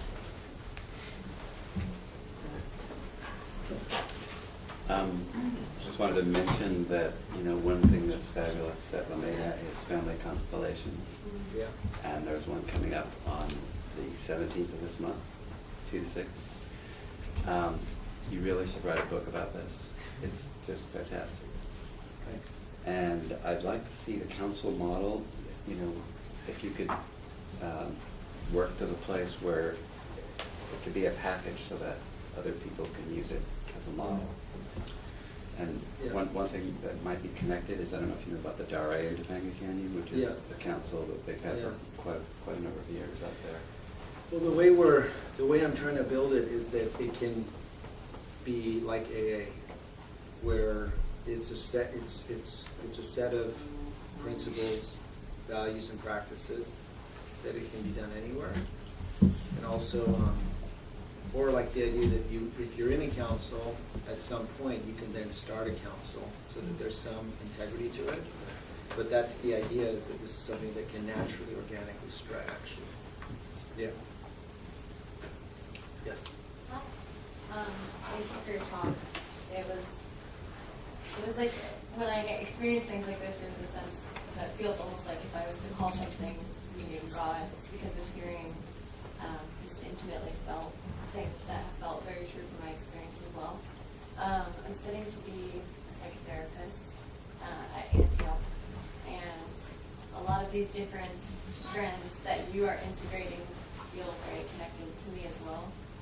And instead of feeling like I'm being torn apart by which interest to choose, perhaps that same tension is one of them fusing together in really intuitive ways. So I have two questions. One is, as someone who is studying within these traditions and grow in similar ways,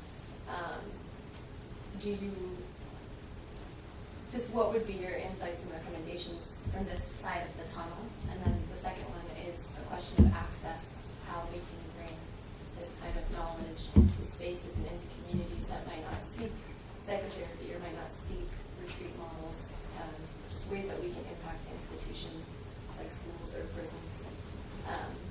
Yeah, they're big questions. No, I think for me it was like studying somatic theories. I think what was great was while conventional mental health in like early 2000s was like not even seeing trauma really. Right. On the alternative world, like things like Hakomi, somatic experiencing, and then sensory motor psychotherapy, and then internal family systems, these are all, I think, have integrity with all of human nature. Okay. Yeah, and so those were the gateways for me. I actually was listening to Peter Levine's book on the way here, so it was a hilarious moment of serendipity. And I've worked with IFS therapists, so I was like, whoa, they are, I feel like they're connected. So. Yeah. But I think anything you learn, I think, like for me, everything is, it was truthful enough because it's tapping into something true. Right. It's reductionism that messes it up, I think. And I think then also that the individual being the problem is kind of the assumed thing. And it's like the invisible elephant in the room to me, is that whole paradigm. You know, so one of the things about Native American Council that I understand is that you and I think in Dare, I learned this, is that if something's happening to you, you present it in council, because if you're having the sickness, it means we may all get it one day. There's something happening out there. I had a dream. It said that there's a flood, you know, there may be some flood coming. Like, it's kind of like symptoms are shared because it means we may all get it, right? So I think it's like the reductionism. Also, Yeah. you describe pain as information, which makes a lot of sense to me. So if Yeah. he's forgetting the signal, then Yeah. it's there for a reason. Right? Yeah, exactly. The bigger question is, About access. I hope we get there.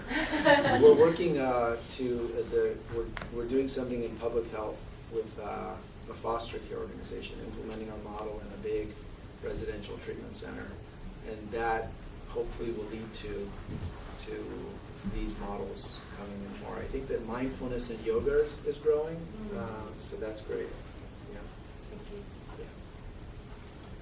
Yeah. A comment and a question. Comment was related to, in the DARE, one of the things they do is they have dream interpretation based on community, and a community interpretation only, not individual, which speaks to that.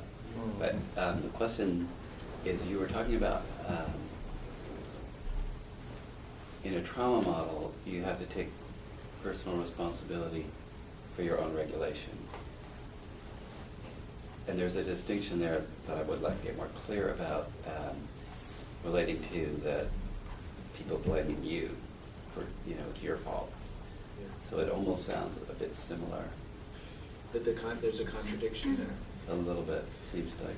I think, if anybody's studied dialectic behavioral therapy, I like the contract is when you sign up, I did not cause my problems, but if I'm going to get better, I have to change.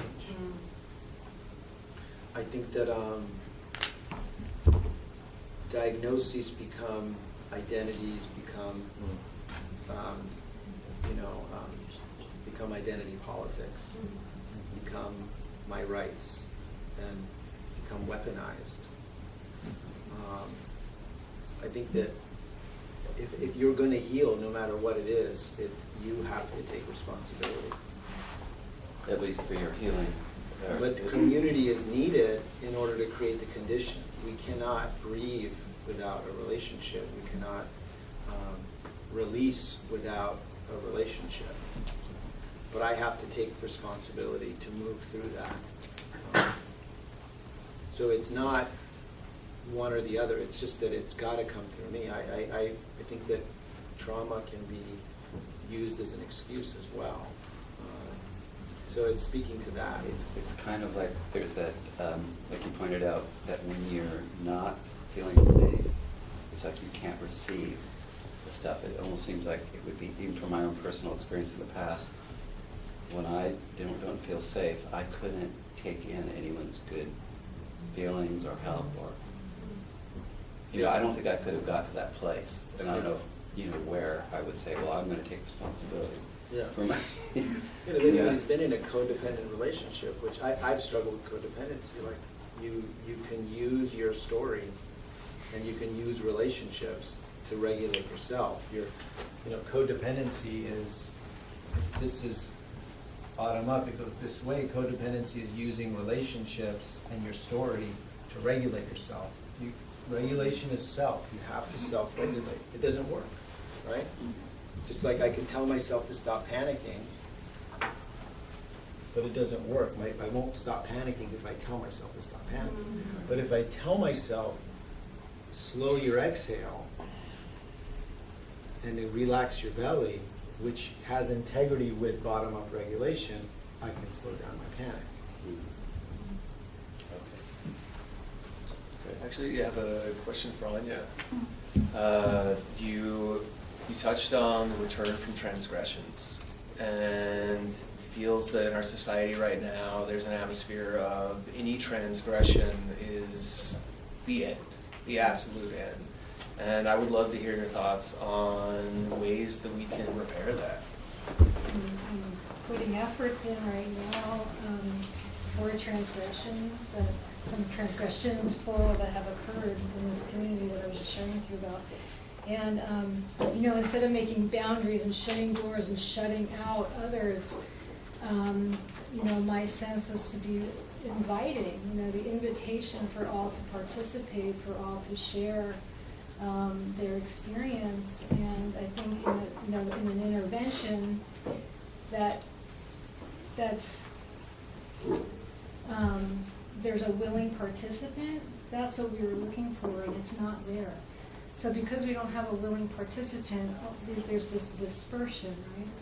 And so I'm like, wait, come back, we still can come together and hold space for this transgression, even without the actual person there. And, because we invited that person, because we didn't shut the door, because we know that it's more than just like a black and white thing of like, they did this thing and they're bad. It's not that. There's so much more to it. There's so many different levels of all the different things like social and genetic and cultural psychological and their own traumas, creating traumas, recreating this whole like loop and the cycle. So if we're in a medicine community or we're in any kind of like community, if people were willing to look at all of those aspects and put everything out on the table and not place blame, I'm trying to eliminate the blame and the shame and the singularities and make it something of unification where it's like, can we see the bigger picture of all of these things,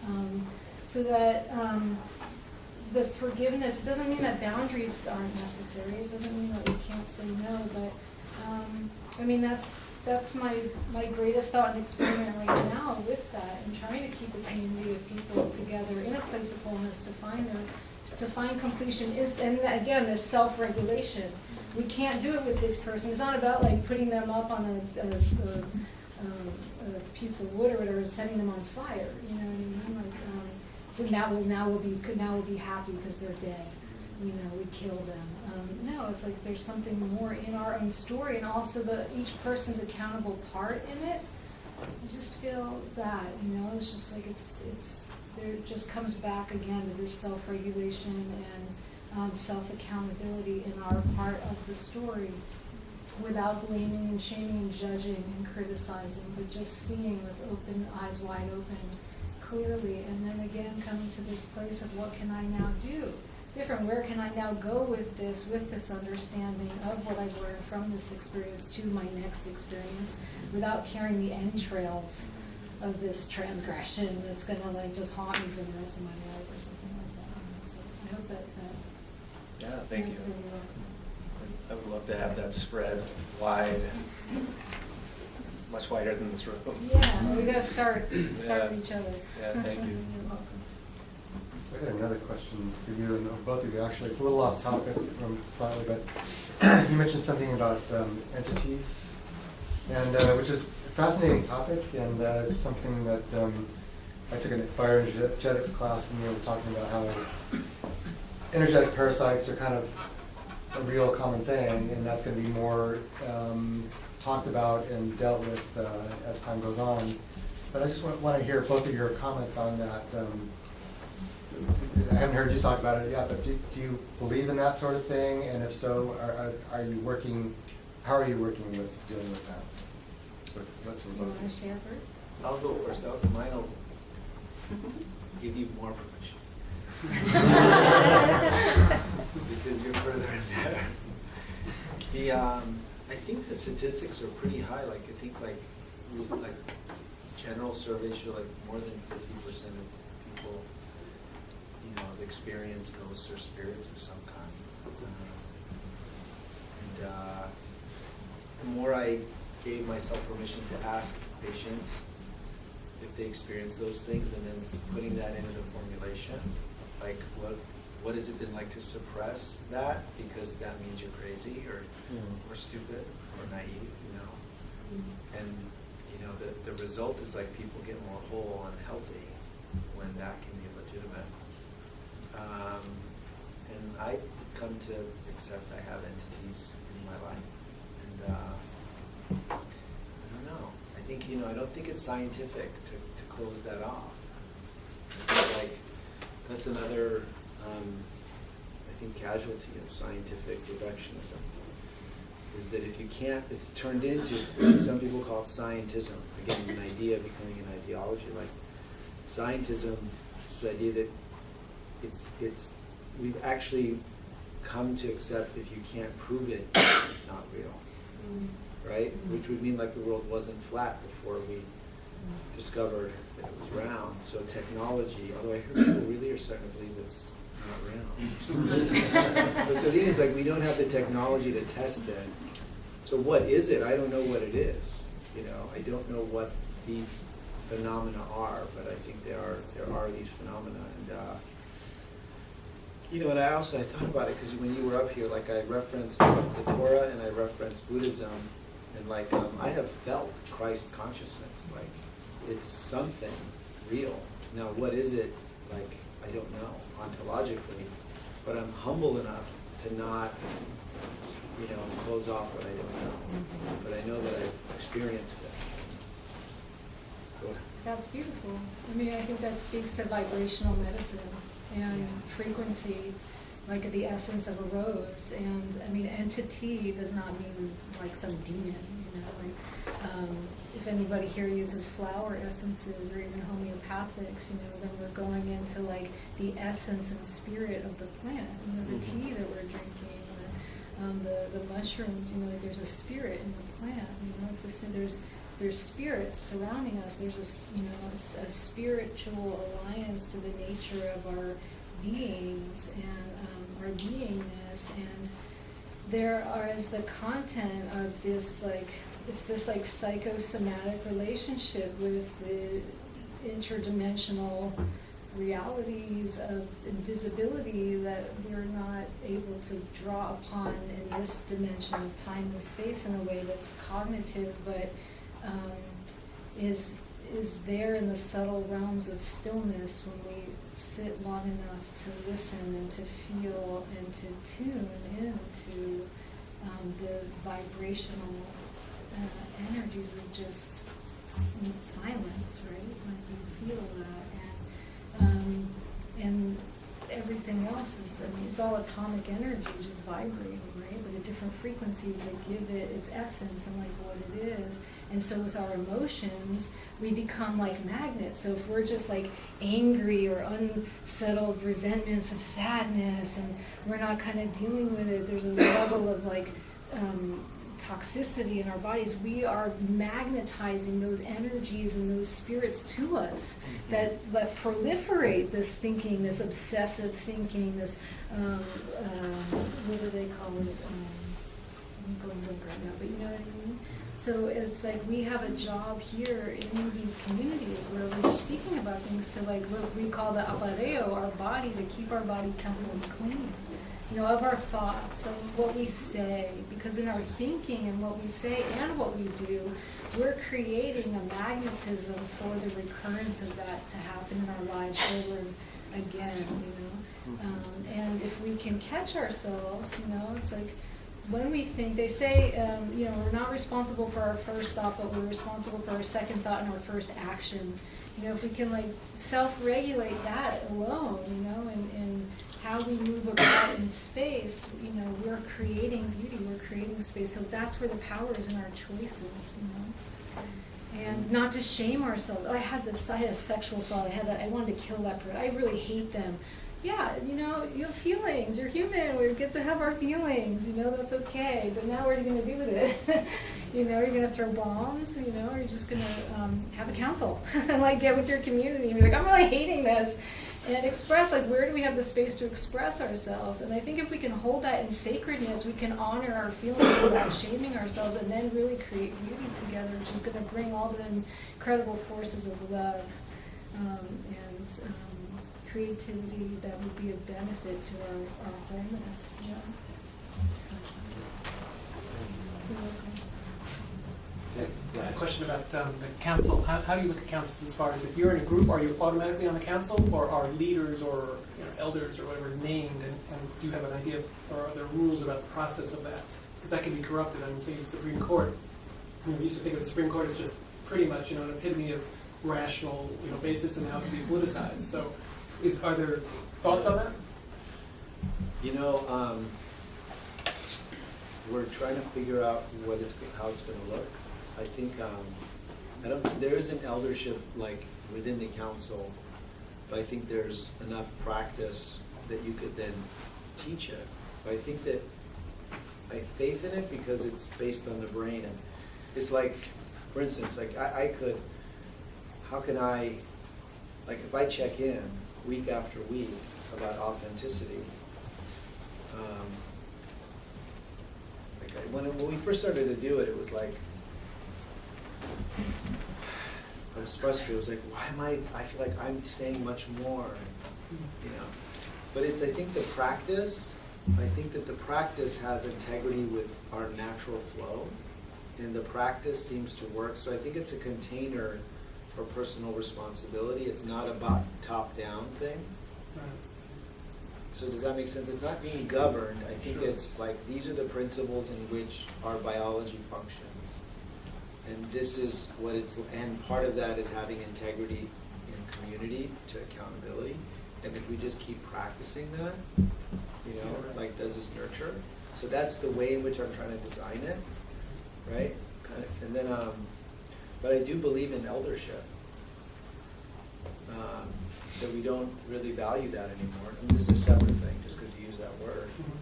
I think like eldership is where you take up form out here, and so that now others can come and be inspired. Like you have form in the community. All right. One more question? I have a question. I just wanted to acknowledge all that you shared. It's really meaningful to me because it's a big moment. I'm actually a MAPS participant, and Nick was my therapist, so he's here, and Anya was my sitter, and you were my backup. Because I was in MAPS, and then I was kicked out, and then I talked to you about coming to you for therapy, and then I got back into MAPS. So I'm just out a few months now, so it's kind of a big moment for me, and a good friend of mine, Rachel Hope, who's well known in this community. We're like best friends now, and I actually saw her on CNN about a year ago, and that's how I even learned about psychotropics. And so we were just in kind of a council of our own a week ago, and she was like, where were you a year ago? And that was our question. And I shared, I was watching you on CNN and hoping I was you, you know, and it's just been a big moment for me to be here and to also be sorting out these pieces, because I came out of MAPS with, it's kind of like John and I have shared, and I think it's okay to say, it's kind of like being dropped out of a plane without a parachute. Like if there wasn't the support, the integration. I had no knowledge about psychotropics, so I didn't have any idea how much I'd have to expect or how bad my nerves would be or how isolated I felt. And so I can almost see people coming out feeling suicidal because there isn't the counsel, there isn't the wisdom, there isn't the integration, there isn't the family or the elders to kind of guide you through what's normal and what's not. So it's been emotional to me to hear you share, and I just wanted to acknowledge what you're doing to kind of take us to the next step, because that like kind of fall out of the plane, and I was actually told I can't even speak to Anya anymore because that's not allowed anymore through MAPS. And it's just like, is that crazy? Like I just had this community and this mother-father setup, Nick being one, and no one's even available to me to have a 5-minute conversation like once a month. So it's such a neglect, and I feel like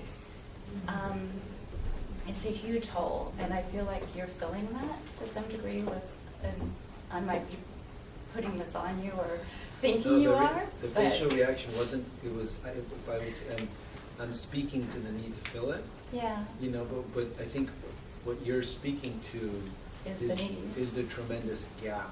A huge gap. I feel Like, like I not was in told it. I was going to be driven from California to New York, Yeah. and they dropped me off in Kansas, and I didn't have money or anywhere to go or anyone to call, and you're like spinning with coming off of this MDMA, and you're like, I was so isolated being a survivor of a serial rapist that I just walked it off, like our culture said, don't show a wound, because the wolf will come get you, you can't not fit in. And then you find this family to fit in with, and then they're like, but we can't help you anymore, so don't come talk to us either. So it's like a really strange push-pull, but luckily we have a council of our peers, but we're all scrambling. You know, there's not really anyone that is guiding us as an elder or as a collective thought of how to really move forward. We're just like holding hands, hoping, you know, we can help support each other land.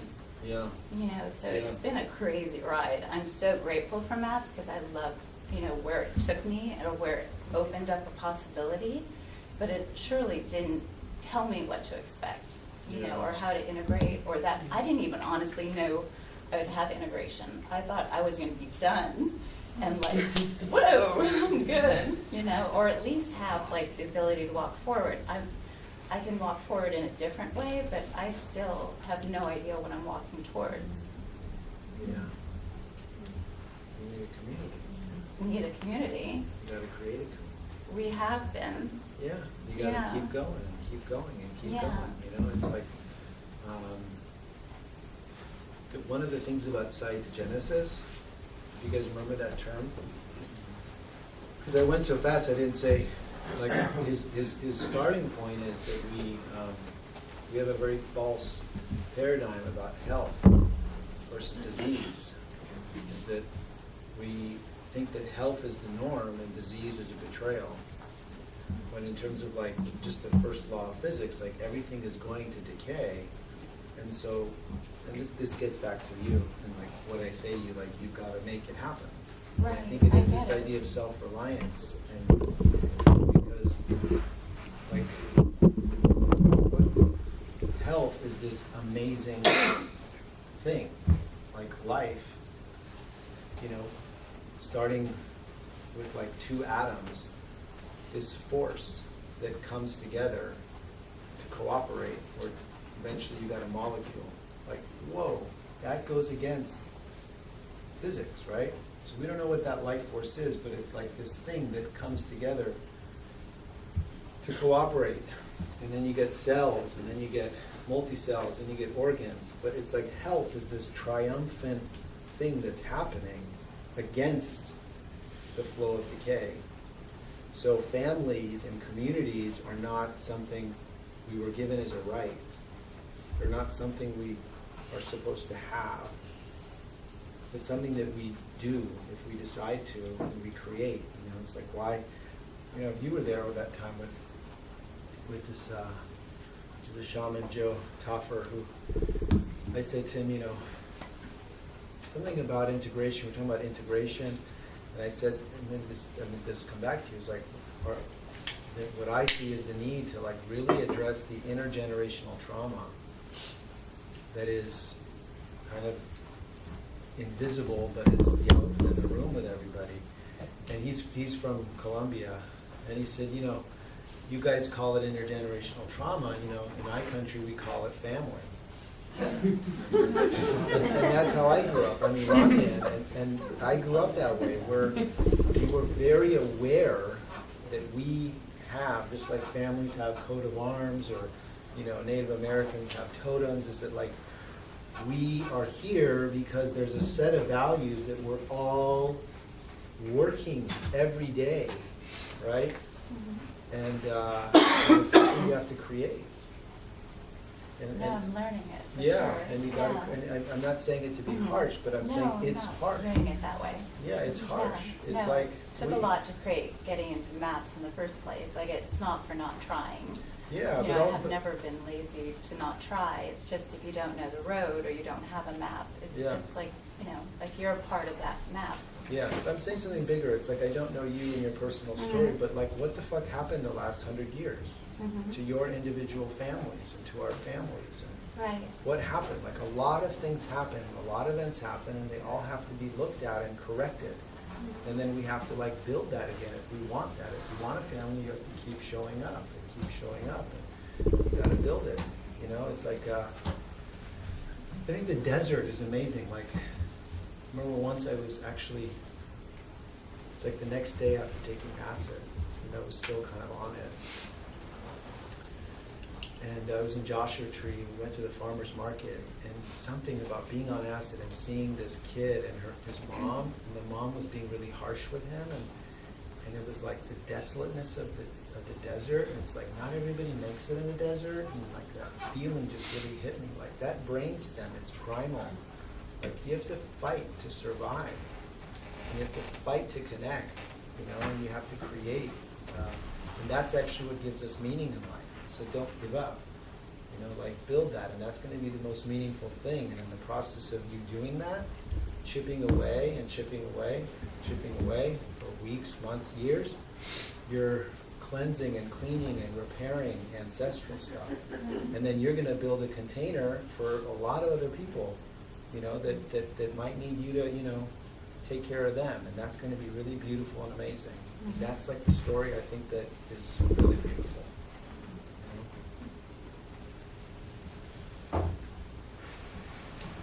Okay, last one. Thank you. I know we're all reaching our feet, I'm certainly got some chronic pain. I ate too much sugar earlier. I got to pee. Kind of man, but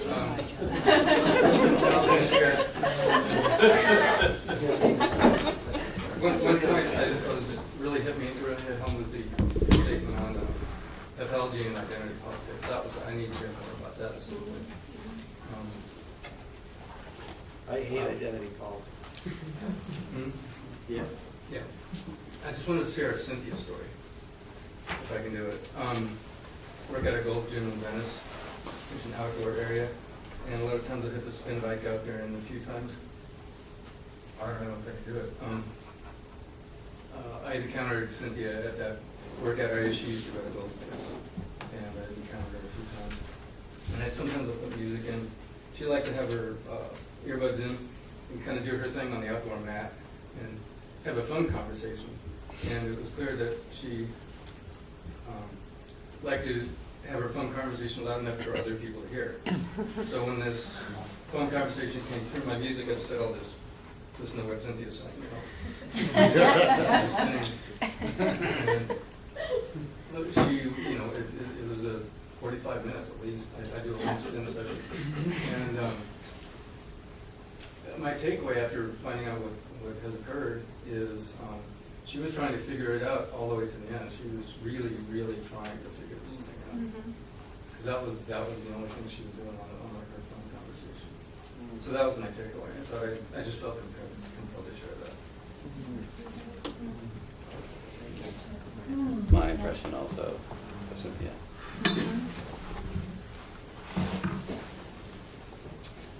Okay, well that's it. Let's give it up for Omid Naim.